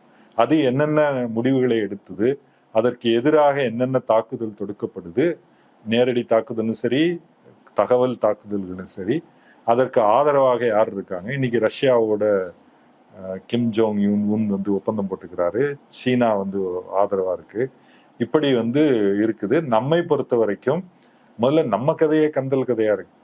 நம்ம நாட்டுல எவ்வளவு பிரச்சனைகள் இருக்கு. ஏன் வடகொரியா பத்தி பேசுறோம் அப்படின்னா அவன் வந்து அதை வந்து கட்டமைக்கிறான். தென்கொரியா இன்னைக்கு தோழர் சொல்லிட்டு இருந்தாரு, இந்த கே டிராமா நீங்களே சொல்லிருக்கீங்க ஒரு அமெரிக்காவினுடைய வளர்ச்சி சைனால ஏன் இல்ல, ஏன் அமெரிக்கால நிறைய பெரிய பெரிய விஷயம்லாம் நடக்குதுன்னா அவங்களுடைய கல்ச்சர் வந்து கொஞ்சம் சுதந்திரமாக இருக்கு, அவங்க சுதந்திரமா திங்க் பண்ண, ஏஷியன்ஸ் மாதிரி கிடையாது, கொஞ்சம் சுதந்திரமா திங்க் பண்ணுவாங்க, ரொம்ப ஓப்பனா இருப்பாங்கன்ற மாதிரி சொன்னீங்க. இப்போ அதே அந்த பண்பாட்டு கலாச்சாரம் நான் எடுத்துக்கிறேன், தென்கொரியாவில் நடந்திருக்கக்கூடிய பண்பாட்டு கலாச்சாரம் அவங்களுடைய சினிமாவில் ரிஃப்ளெக்ட் ஆகுது, அவங்களுடைய கலைகள்ல வந்து ரிஃப்ளெக்ட் ஆகிறத பார்க்க முடியுது. இன்னைக்கு வந்து மோஸ்ட் வாண்டட் ஒரு பேண்ட் அப்படின்னா பிடிஎஸ் தான். அவங்க வந்து தென்கொரியாவில் இருக்காங்க. கிட்டத்தட்ட அவ்வளோ சின்ன பசங்க பொண்ணுங்க எல்லாருமே தென்கொரியா போகணும், சவுத் கொரியா போகணும், பிடிஎஸ் பார்க்கணும் அப்படின்றது அப்படி அவங்களுடைய வாழ்நாள் கனவா லட்சியமா இருக்கு. நிறைய பேர் ஓடி போயிடுறாங்க இங்க இருந்து சவுத் கொரியா போறேன் அப்படின்னு சொல்லிட்டு. அங்க இருக்கக்கூடிய திரைப்படங்கள் நெட்ஃபிளிக்ஸ்ல டாமினேட் பண்ணக்கூடியது சவுத் கொரியாவோட தான் இருக்கு. அவங்களுடைய கல்ச்சர்ல இருந்து ரிஃப்ளெக்ட் ஆகிற என்ன சொல்றது, நான் சொல்றது ஒரு எழுத்து வடிவமும் வச்சுக்கலாம், இல்ல காட்சி வடிவமா இருக்கு. இதெல்லாம் ஒரு முன்னேற்றத்தை தானே கொடுத்துருக்கு. அமெரிக்கா உள்ள போய் ஆக்குபை பண்ணிடுச்சு, அது ஒரு பக்கம் ஒரு டேமேஜ பண்ணிடுச்சுனாலுமே கூட இதெல்லாம் ஒரு முன்னேற்றம் தானே. அப்போ இதை நம்ம எப்படி புரிஞ்சுக்கிறது? நார்த் கொரியால அதுவுமே இல்லை அப்படின்னு தான் நம்மளால பார்க்க முடியும். இல்ல இது மட்டும்தான் முன்னேற்றமா, அதான் கேள்வி. இப்ப கே பாப் கே டிராமாக்கு நான் இப்பதான் கொஞ்சம் பார்த்தேன். கொரிய அரசாங்கம், தென்கொரிய அரசாங்கம் அதுக்கு நிறைய ஃபண்டிங் கொடுக்குறான், அதை வளர்த்து விடணும். அப்போ ஒண்ணு அவங்களுக்கு என்ன பிரச்சனைன்னா, நம்ம வந்து அமெரிக்காவுடைய காலனியாக இருக்கிறோம். புரிஞ்சுக்குங்க, நம்ம 1947 இண்டிபெண்டன்ட் நாடுன்னு எப்படி எடுத்துப்பீங்க? உங்க நாட்டுக்குள்ள வெளிநாட்டு ராணுவம் இருக்குதுங்க, உங்க நாட்டுல சுதந்திரமா தேர்தல் நடக்காது. அமெரிக்கா எந்த கட்சியை, அமெரிக்காவுக்கு பிடிக்காத கட்சி ஆட்சிக்கு வந்தா உங்க நாட்டுக்கு பிரச்சனை. ஏன்னா பக்கத்துலயே உள்ளே ராணுவத்தை வச்சிருக்கிறான். அப்போ உங்க பிராண்டை வந்து ப்ரொஜெக்ட் பண்ணணும். ஒண்ணு அரசியல், ரெண்டாவது பொருளாதார ரீதியா நீங்க வந்து இதெல்லாம் வந்ததுன்னா என்னென்ன காஸ்மெட்டிக்ஸா இருக்கட்டும், முன்ன வந்து வெஸ்டர்ன் காஸ்மெட்டிக்ஸ்லாம் வரும், அழகி போட்டி நடத்தி முதலாளித்துவத்துக்கு அதுவும் தேவைப்படுது. இதெல்லாம் சேர்ந்து வருது. எனக்கு என்னன்னா இந்த வளர்ச்சி தென்கொரியா என்பது அதுவும் இதே போல ஒரு கேஸ் தான். தமிழ்நாடு அளவுக்கு இருக்கும் மக்கள் தொகை அப்படின்னு வச்சுப்போம். அப்போ தமிழ்நாட்டுக்கு என்ன பிரச்சனை? இன்னைக்கு வந்து நம்ம கே பாப்பும் கே டிராமாவும் வந்ததால் தமிழ்நாட்டுடைய பிரச்சனை எல்லாம் தீர்ந்துடுமா? தமிழ்நாட்டு இளைஞர்களுக்கு கௌரவமான வேலைக்கும் வாழ்க்கைக்கும் என்ன வழி? தமிழ்நாட்டு இளைஞர்களுக்கு மட்டும் இல்லை, இந்தியா முழுக்க. நான் முன்ன நம்ம பேசுனதுதான் நினைக்கிறேன், மாசம் 50,000 ரூபாய் சம்பளம் இருந்தாதான் சென்னையில ஒருத்தர் கௌரவமா வாழ முடியும். எத்தனை பேருக்கு இன்னைக்கு வழி இருக்கு? இதுக்கு என்ன தீர்வு? இப்ப வடகொரியா என்ன சொல்லுது அல்லது சீனா என்ன சொல்லுது? ஆமா உங்க கலாச்சாரம் எல்லாம் நல்லா இருக்கு. அது வரலாற்று ரீதியாக பார்த்தால் முதலாளித்துவ பண்பாடு, முதலாளித்துவ ஜனநாயகம் என்பது 19ஆம் நூற்றாண்டு வரைக்கும் மிகப்பெரிய ஐரோப்பாவில மிகப்பெரிய மாற்றங்களை வந்து செஞ்சது. இந்தியாவிலையும் அது பண்ணுது. இந்தியாவிலையும் வந்து இன்னைக்கு வந்து முதலாளித்துவ ஜனநாயகம், முதலாளித்துவ உற்பத்தின்னு வந்ததுன்னா அதுல சாதி மத பாகுபாடுகள்லாம் அடி வாங்குது. அந்த வகையில் அதை வந்து நம்ம முன்னேற்றமா பார்க்கலாம். ஆனா அங்கேயே போய் நின்றுட முடியாது. இப்ப விஜய் என்ற நடிகருக்கு வந்து ஏன் 200 கோடி ரூபாய் 300 கோடி ரூபாய் பணம் கொடுக்கணும்? இது முதலாளித்துவம் இதை கட்டமைச்சிருக்கு. அவங்களுக்கு பிராண்ட் வேணும். பாருங்க, முதலாளித்துவம் விஜய் கொடுத்துருக்கு இல்லையா, அதை வந்து நம்ம ஒரு பெரிய சாதனையா சொல்ல முடியுமா? அவனுக்கு அது தேவைப்படுது, அதை பண்றான். அதாவது மக்களுடைய நீ எதை வந்து நீங்க வளர்த்தெடுக்கணும். ஈரான் பத்தியும் நம்ம பேசணும். ஈரான்ல வந்து கல்வி, அங்க நிறைய பேர் சயின்டிஸ்ட், பெண்கள் வந்து உயர்கல்வி படிக்கிறது, அங்க அரசாங்க பொறுப்புல, அது பிற்போக்கான நாடுன்னு சொல்றாங்க. ஆனா அறிவியல் துறையில மிகவும் வளர்ச்சி அடைந்த ஒரு நாடு. ஒரு நாடு வந்து கல்வியிலும் மருத்துவத்திலும் கவனம் செலுத்தணுமா, இல்ல எனக்கு வந்து சினிமா எடுங்க, ஸ்டாரை உருவாக்குங்க, அல்லது கிரிக்கெட். இப்போ புவனேஸ்வரன் வந்து வடகொரியாவுக்குள்ள போகும்போது அங்க மீட் பண்றவங்க எல்லாம், ஓ இந்தியா பாகுபலி அப்படிங்கிறாங்க. பாகுபலி படம் அங்க பார்த்திருக்காங்க. அப்புறம் இவர் கேட்கிறாரு, உங்களுக்கு கிரிக்கெட் தெரியுமா? உடனே ஒரு ஸ்கூல் ஸ்டூடெண்ட், அது English medium, oh cricket is a traditional game of India அப்படின்னு சொல்லுது அந்த பொண்ணு. எப்படி கிரிக்கெட் இந்தியாவுக்கு ட்ரெடிஷனல் கேமா மாறிச்சு? இன்னைக்கு வந்து தெருவுக்கு தெரு காலனி எச்சம் ஒரு பக்கம், இன்னைக்கு வந்து அது பல ஆயிரம் கோடி புரளக்கூடிய பிசினஸ் ஆயிடுச்சு. இதை நாம் முன்னேற்றம்னு எடுத்துக்கணும்னா எடுத்துக்கலாம். இதுல நீங்க அந்த புவனேஸ்வரனுடைய காணொலி எல்லாம் பார்த்திருப்பீங்க. அதெல்லாம் நிறைய ஸ்டேஜ்ங்கிற மாதிரி அவர் ஃபீல் பண்ணிருப்பாரு. ஸ்கூலு, மக்கள் நடந்து போறது, பில்டிங்ஸ், இந்த நகரமே நான் வர்றதுக்காக உருவாக்கி அவங்களை கட்டுப்படுத்திக்கிட்டே இருப்பாங்க, கண்காணிச்சுக்கிட்டே இருப்பாங்க, வீடியோ எடுத்துக்கிட்டே இருப்பாங்க, அவங்க என்ன பேசுறாங்க, என்னென்ன பண்றாங்கன்றது ரொம்ப ப்ரொடெக்டிவா ரொம்ப இருப்பாங்க. அது மட்டும் இல்லாம அவங்க இருந்து அந்த நகரமே ஸ்டேஜ்டா இருக்குமோ அப்படின்ற சந்தேகம் அவருக்கு இருந்துச்சு அப்படின்றத முழுமையா சொல்லியிருப்பாரு. இதுதான் நான் சொல்றேன், என்ன நடக்குது அப்போ உள்ள போறவங்களாலையும் பார்க்க முடியல, ஸ்டேஜ் பண்றாங்களா அப்படின்னா ஏதோ ஒரு தப்பு தான் நாங்க நடந்துட்டு இருக்கணும்ன்ற மாதிரி தானே ஆப்வியஸா போகும். ஆமா, புவனேஸ்வரனோ அல்லது நாமோ கூட முதல் விஷயம் அந்த வீடியோல என்ன தெரியுதுன்னா, வடகொரியா என்பது ஒரு பாலைவனமாக மக்கள் எல்லாம் வந்து கிழங்க தீயில சுட்டு சாப்பிட்டுட்டு இருக்குல்ல அப்படிங்கிறது தெரிஞ்சது. அங்க வந்து நாகரீக ஹோட்டல்கள் இருக்கு, பேங்க் இருக்கு, போன் பயன்படுத்துறாங்க. அங்க வந்து எத்தனை மக்கள், நான் பார்த்த நம்பர் வந்து 15 மில்லியன் செல்போன் வந்து யூஸ் பண்றாங்க. அவங்களுடைய இன்டர்நெட் வந்து ரெஸ்ட்ரிக்டட். அப்ப அதெல்லாம் வடகொரியால இருக்குது என்பதை அவர் காட்டுறாரு. அது ஸ்டேஜ்டு அப்படின்னா எப்படின்னா, ஒரு சினிமா செட்டு போடுறாங்கல்ல, எவ்வளவு பெரிய செட்டு, ஒரு திருச்சியில இருந்து சென்னை வரைக்கும் செட்டு போட்டிருக்காங்க. அப்ப அப்படி போட முடிஞ்சதுன்னா அந்த நாடு எவ்வளவு பணக்கார நாடா இருக்கணும். கரெக்டா பார்த்தா அப்படியே பெரிய பெரிய பில்டிங்கா இருக்கு, ரோடு எல்லாம் அவ்வளவு நேர்த்தியா போடப்பட்டிருக்கு. அதுல ஒரு உண்மை என்ன யோசிக்கலாம்னா, அது ஒரு சிறப்பு பொருளாதார மண்டலம், இவங்க போன ஸ்பெஷல் எக்கனாமிக் ஜோன். அப்ப அதுக்கு வந்து அவங்க தனி நிதி ஒதுக்கி இருப்பாங்க. ஆனா அப்படி ஒரு மண்டலம், ஒரு நகரமே வந்து உருவாக்கப்பட்டிருக்கு. இது நம் கண்ணால பாக்குறது. அப்போ வடகொரியா பற்றி இவங்க வச்சிருந்த மாயை வந்து அது உடைக்குது. ஆனா நம்ம உள்ள போகும்போது இந்த மாயை மூளையில வச்சுட்டு தான் போறோம்.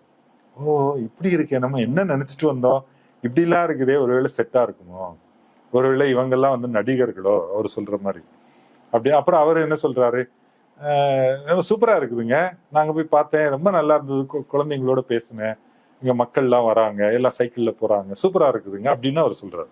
அவர் ஜென்யூனா தான் பேசுறாரு. அவருக்கு வந்து இந்த புரோபகண்டா வந்து நம்ம வெளியே வர்றது கஷ்டம். கொஞ்சம் நீங்க வரலாற்றுக்கு உள்ள போனாதான் அதுல இருந்து வெளியே வர முடியும்.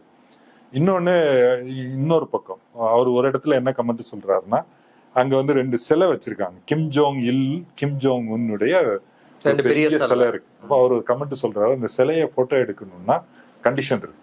என்னன்னா, அந்த சிலையுடைய பாதி எல்லாம் எடுக்க கூடாது, முழு சிலையா தான் எடுக்கணும், சிலைக்கு பின்பக்கம் அப்படிலாம்.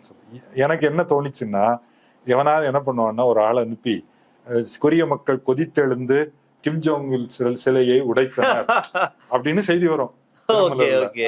அவங்க அதுக்கு ரொம்ப கவனமா இருக்கிறாங்க. என்னடா இந்த மாதிரி வெளியே போனாலும் போடுவாங்க அப்படிங்கிறது என்னுடைய கெஸ். அதுக்காக தான் சொல்றாங்களான்னு தெரியல. எனவே நிறைய பிரச்சனை இருக்கு.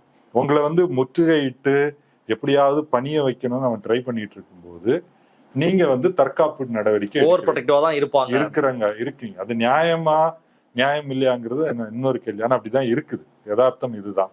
அதற்காக அந்த நாடு முழுக்க தப்பு, அங்க இருக்கிறவர் சர்வாதிகாரி, மனித கரியை திங்கிறவர் அப்படின்னு சொல்றதெல்லாம் முழுக்க முழுக்க தவறு. அது அபத்தம், அது உண்மையே கிடையாது. எனக்கு என்ன கேள்வி, ஒரு கம்யூனிஸ்ட் கண்ட்ரி அப்படின்னா, இப்போ லெனின் ஆட்சி புரிஞ்சப்போ, லெனின் ஆட்சிக்கு வந்த பிறகு, புரட்சி நடந்த பிறகு நிறைய ஊடகவியலாளர்களை அழைச்சாரு. நீங்க வந்து பாருங்க எங்க ஊரை, நிறைய சொல்றீங்க, வெஸ்டர்ன் மீடியாலாம் நிறைய எங்களை பத்தி சொல்றீங்க, நீங்க வந்து எங்க ஊரை பாருங்கன்னு சொன்னாருன்னு சொல்லி கேள்விப்பட்டிருக்கேன். நான் ஸ்டாலின் அதை பண்ணியிருக்காரு அப்படின்றத நான் கேள்விப்பட்டிருக்கேன். சைனால என்ன நடந்தது அப்படின்றது பெருசா ஐடியா இல்லை. அப்போ அப்படி காமிக்கும் பொழுதுதானே தெரியும் என்ன இருக்கு. ஒருவேளை ஒரு நல்ல மக்களாட்சி நடக்குது, ஒரு மாடலா இருக்கு அப்படின்னா அதை காட்டும் போது தானே மற்றவங்களுக்கும் தெரியும். எல்லாருமே பயாஸ்டா இருப்பாங்க அப்படின்றது. அதுக்குதான் இந்த புவனீதரன் போன்றவர்களை உள்ள கரெக்டா. உடனே இவங்க என்ன சொல்றாங்க, எங்களுக்காக செட் பண்ணி வச்சிருக்காங்க. 2 இது பண்ணலாம். ஒண்ணு, எங்களை பார்க்க அனுமதிச்ச இடம் மட்டும் நல்லா இருக்கு, மற்ற இடம் எல்லாம் மோசமா இருக்கிறதுங்கிறது ஒரு அசம்ஷன். இன்னொன்னு என்ன சொல்லலாம், இப்படிதான் நாடு முழுக்க இருக்கு அப்படின்னு சொல்லலாம்ல. எதுன்னு யாரு முடிவு பண்ணுவாங்க சார்? ஆனா அவருடைய வீடியோலயே பார்க்கும்போது அது பெரிய டெவலப்டாலாம் இல்ல, டீசென்டான வாழ்க்கை இருக்குதே தவிர ஒரு சவுத் கொரியா அளவுக்கு இல்ல. சவுத் கொரியா போல ஒரு பெரிய வளர்ச்சி எல்லாம் பார்க்கல. அங்க பிரச்சனை இருக்குதுங்கிறது தெரியுது. ஆனா இவங்க சொல்ற மாதிரி ஒரு கொடூரமா இருக்கிற மாதிரி அங்க எதுவுமே இல்லை. ரெஸ்ட்ரிக்ஷன் எல்லாம் சொல்றாங்க. டூரிஸ்ட் வந்து நீ அந்த பக்கம் போயிடாத, இந்த பக்கம் போயிடாத. இவர் வந்து பேங்க்ல போய் கடன் கேட்கிறேன் அப்படின்னு ஒரு இடம் வருது. அத பேங்க்ல அவங்க என்ன பண்றாங்கன்னா, டூரிஸ்டுக்கு வந்து கொஞ்சம் பணத்தை கொடுத்தா ஒரு கார்டுல ஏத்தி கொடுத்துட்றாங்க, நீ கடையில போய் பொருள் வாங்கிக்கலாம். உடனே இவர் என்ன யோசிக்கிறாரு, நம்ம பேங்க்ல கடன் வாங்கி ஒரு கார் வாங்கி ஊரை சுத்தலாம் அப்படின்னு, ஐ வாண்ட் லோன் அப்படிங்கிறாரு. எனக்கு என்ன தோணுச்சுன்னா, உனக்கு எப்படி லோன் கொடுப்பாங்க, நீ எப்ப திருப்பி கொடுப்பீங்க அப்படின்னு ஒரு பிரச்சனை இருக்கு இல்லையா. அது அந்த மாதிரி அவரு பல இது ட்ரை பண்றாரு. அவரை பல இடங்களில் வீடியோ எடுக்க அனுமதிக்கல அப்படின்னாரு. அதனால அவர் நிறைய பேசுறாரு அந்த வீடியோல. முக்கியமான பாகுபலின்னு சொல்றது எல்லாருமே பாகுபலி பத்தி மட்டும் தான் சொல்றாங்க. அதுவுமே வந்து சொல்லி கொடுத்திருக்காங்க போல. ஏன்னா பேசுற எல்லாருமே பாகுபலி இந்தியால இருந்து வருவாங்க, அவங்கள்ட்ட இப்படி பேசுங்க அப்படின்னு சொல்லியிருப்பாங்க அப்படின்னு இவருக்கு சந்தேகம் வருது. அப்போ நம்ம வந்து என்ன, உங்களுக்கு அந்த வீடியோ பார்க்கும்போது நேச்சுரலா இருந்துச்சா இல்ல? எனக்கு நேச்சுரலா இந்த வீடியோ பார்க்கும்போது நான் என்ன பண்ணேன்னா, ஃபர்ஸ்ட் அந்த வீடியோவை பார்க்கல, நீங்க அனுப்புன உடனே ஒரு தடவை ஓட்டி பார்த்துக்கிட்டேன். அப்புறம் இந்த ஸ்டடி எல்லாம் பண்ணேன். அப்ப இந்த பின்புலத்தை பார்த்துட்டு வீடியோவை பார்க்கும்போது, ஆமா இது சிறப்பு பொருளாதார மண்டலம், நாடு முழுக்க இப்படி இருக்கணும் இல்லை. அங்க ஓடுற ட்ரெயின் வந்து பழைய பாணி ட்ரெயின் தான், எலக்ட்ரிக் ட்ரெயினா? ஆமா எலக்ட்ரிக் ட்ரெயின் தாங்க, ஆனா அது ஸ்லோவா ஓடி போகுது அப்படின்னு ஒரு ட்ரெயினை காமிக்கிறாரு. அப்புறம் கிராம வீடுகள் காமிக்கிறாரு. அப்புறம் என்ன, ஒரு ஸ்கூல் யூனிஃபார்ம் தைக்கிற ஃபேக்டரி, அப்புறம் வங்கி காட்டுறாரு. அப்புறம் கிட்டத்தட்ட ஒரு 10 நிமிஷம் நிறைய டான்ஸ் வருது, குழந்தைங்களாம் டான்ஸ் ஆடுறது, அப்படி போகுது. அது ஒரு ஷோ மாதிரி தான் இருந்தது. ஓகே, ஆனா அந்த நாட்டுக்கு உள்ள போய் நம்ம பார்த்தோம் அப்படிங்கிறது ரொம்ப முக்கியம். நமக்கு ஒரு இது கிடைக்குது. அதுதான் முழு உண்மையா அப்படின்னா தெரியல. நீங்க ஒரு கதை சொல்றீங்க, நான் ஒரு கதை சொல்றேன். வடகொரிய மக்கள் இன்னைக்கும் அதை வந்து பின்பற்றுறாங்க. அதுதான் முழுக்க முழுக்க சரியானதா அப்படின்னா, இன்னும் ஒரு மேம்பட்ட வாழ்க்கைக்கு போகணும் அப்படின்னா நம்ம வந்து சோசியலிசத்தை நோக்கி போகணும். உலகம் சோசியலிசத்தை நோக்கி போகும்போதுதான் தமிழ்நாட்டுக்கும் சரி வடகொரியாவுக்கும் சரி மக்களுக்கு வாழ்க்கை வந்து முன்னேறும். முதலாளித்துவ ஜனநாயகத்துக்கு வரம்பு இவ்வளவுதான். இதுக்கு மேல அவன் ஒன்றும் பண்ண முடியாது. இதுக்கு மேல ஒன்றும் பண்ண முடியாதுன்னா கொடூரங்கள் இன்னும் அதிகமா பண்ணலாம், குண்டு போடுறதெல்லாம் பண்ணலாம். மக்களுடைய வாழ்க்கை தரத்தை உயர்த்துறதுல இதுக்கு மேல என்ன பண்ணுவாங்க? அங்க இருக்கக்கூடிய மக்கள் இதை ஏத்துக்கிட்டு சந்தோஷமா வாழ்றாங்க அப்படின்னு நம்ம அதை எடுத்துக்கலாமா? இல்ல ப்ரூ ஃபண்டமெண்டலா நான் முன்னாடி கேட்டது அதுதான். நான் இப்போ ஒரு ஊர்ல இருக்கேன்னா, இப்ப இந்த ஊர் பிடிக்கல, எனக்கு ஃபாரின் போகணும், போய் வேலை பார்க்கணும், இல்ல வேற எங்கேயாவது போகணும் அப்படின்னா நான் அதை பண்றதுக்கான சூழல் இருக்கணும். அப்படின்னா சூழல்லாம் அங்க இருக்கா? அதுவுமே எனக்கு தெரியல. இதெல்லாம் வந்து ஒரு பெரிய செட்பேக் தானே. இது ப்ரொடெக்டிவ்னஸ் அப்படின்னு பார்த்தாலுமே கூட இது எப்படி அக்செப்ட் பண்ற மாதிரி இல்ல தானே ஆக்சுவலா? இல்லதான். இப்ப சைனால இருந்தா கூட சைனால இருந்து போவாங்க வருவாங்க, அதெல்லாம் நடந்துட்டு தானே இருக்கும். அதெல்லாம் ஒரு 20-30 ஆண்டுகளுக்கு முன்னாடி தான் அதை ரிலாக்ஸ் பண்ணியிருக்காங்க. ஓகே, அதுக்கு முன்னாடி கண்ட்ரோல் இருந்துச்சு. அப்படியா? ஆமா, ரைட். இன்னொன்னு சீனாவில் என்ன சொல்றாங்கன்னா, 2049 தான் ஒரு மாடரேட்லி ப்ராஸ்பரஸ் சோசியலிஸ்ட் டெமோக்ரஸியை நம்ம வந்து உருவாக்க போறோம் அப்படின்னு சொல்றாங்க. அப்போ அதை நோக்கிய ஒரு பயணம். நாம வந்து இதை வந்து பொதுவாக மார்க்சியம் படிக்கும்போது இதுதான் ஃபைனல் அப்படிங்கிறாங்க. முதலாளித்துவவாதிகளை பொறுத்த வரைக்கும் முதலாளித்துவம் தான் final, end of history. 1991 Soviet Union விழுந்த உடனே பிரான்சிஸ் ஃபுக்குயாமான்னு ஒரு ஜப்பான் அறிஞர் இருந்தார். வரலாறே முடிஞ்சு போச்சு, இனிமேல் சண்டை எல்லாம் கிடையாது, எல்லாரும் முதலாளித்துவத்துக்குள்ள வாங்க அப்படின்னு அவர் அறிவிச்சார். ஆனா இன்னைக்கு முதலாளித்துவம் என்ன பாடுபடுதுன்னு நம்ம பார்த்துட்டு இருக்கிறோம். எனவே அவங்களை பொறுத்த வரைக்கும் இதை தாண்டி நீ யோசிக்காத அப்படிங்கிறாங்க. முதலாளித்துவத்தை தாண்டி நீ யோசிக்காதங்கிறாங்க. அப்படி யோசித்த நாடுகள் வரலாறு இருக்கு, இன்றைக்கும் வாழக்கூடிய மக்கள் இருக்கிறாங்க என்பது மட்டும்தான் பாடம். சீனாவோ இன்னைக்கு 5 நாடுகள் கம்யூனிஸ்ட் கட்சி ஆட்சியில் இருக்கு. சீனா, வடகொரியா, வியட்நாம், லாவோஸ், கியூபா. ஒவ்வொரு நாட்டையும் புரிஞ்சுக்கணும்னா அந்த நாட்டின் வரலாற்றை வந்து ஆனா மற்ற நாடுகள் எல்லாத்தையும் கொஞ்சம் ஓப்பனா பார்க்க முடியுது. அதுதான் திரும்ப திரும்ப ஒரு கேள்வி. வியட்நாமோ, சைனாவோ, ரஷ்யாவோ, அவங்களாம் நம்மளால கொஞ்சம் ஓப்பனா அசஸ் பண்ண முடியுது. ரஷ்யாக்குள்ள போய் பார்ப்பாங்க, எழுதுவாங்க. இப்ப வைரமுத்து கூட ஒரு புக் எழுதியிருப்பாரு,